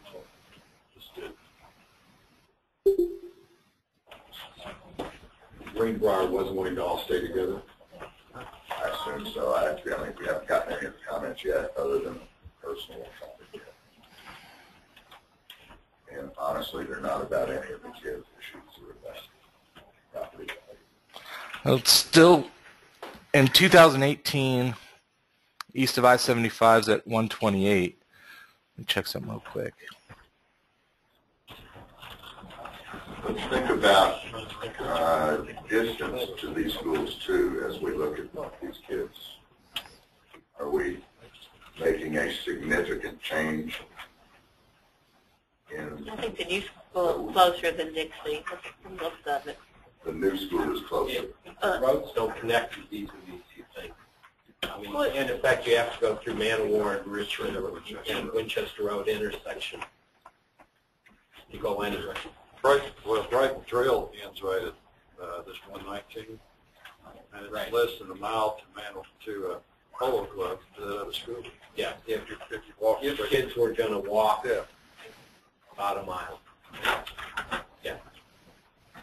If their parents wanted to drop them off right at the trail. But they'd that walk the rest. So hang on, let's see what happens when we put 119 into Dixie.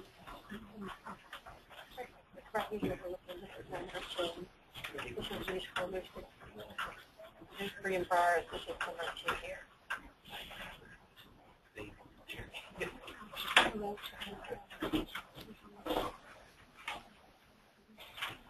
Right up there, Bahama Road. Here's 119 right here. So it's still at 98% and at 90% for Dixie. There's no students in there, so it doesn't change socioeconomic. Since there's no students there currently, and I don't believe there's too much tract development. It's not really showing too much of a change in that area. If I go back to the projected numbers. In 2016, it's at 107%. Planned is at 107%, and Dixie's at 97%. And if we 2018,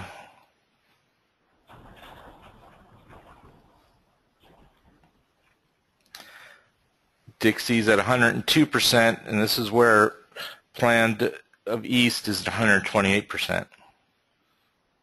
Right. So that's why we didn't have them there in the first place, because of the projected numbers of growth in the new school that would take us well beyond capacity. So we're not helping ourselves 3 years out by moving 119. So we need to. So the question is, let me look. That section's not done. It's the other part close to it. I mean, there's not much growth out there. In fact, there's the urban service boundary split in 119. Right. It is. If I may respectfully ask, to say this, it's almost 6:45, and several of us have to leave. I know. And I don't want to rush this, but I'm afraid I'm going to have to leave at this point. Second. We're always Table the discussion. Let's table the Greenbrier discussion until Thursday. What? can we get clarification on what they were asking too? 118 isn't a problem, right? Right. 118 is an established neighborhood, isn't it? Hang on. We might be able to finish this. Just everybody give us 5 more minutes. 5 more minutes. My daughter has a concert that I'm going to be late for. Okay.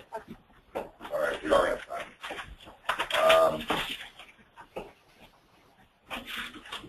We've got enough public concern on this area that came in late, and to be fair, we just changed it last week. They didn't have time to respond to it. So we'll hold this in abeyance to our next meeting. Let's just remember that we're coming back to look at 119 and 118, and we need the projections through there. We'll finish that, and then we still have Westmoreland and Willow Bend, and we're done. So we didn't get done tonight, we're off to down. Okay? Thank you all for your time. Okay.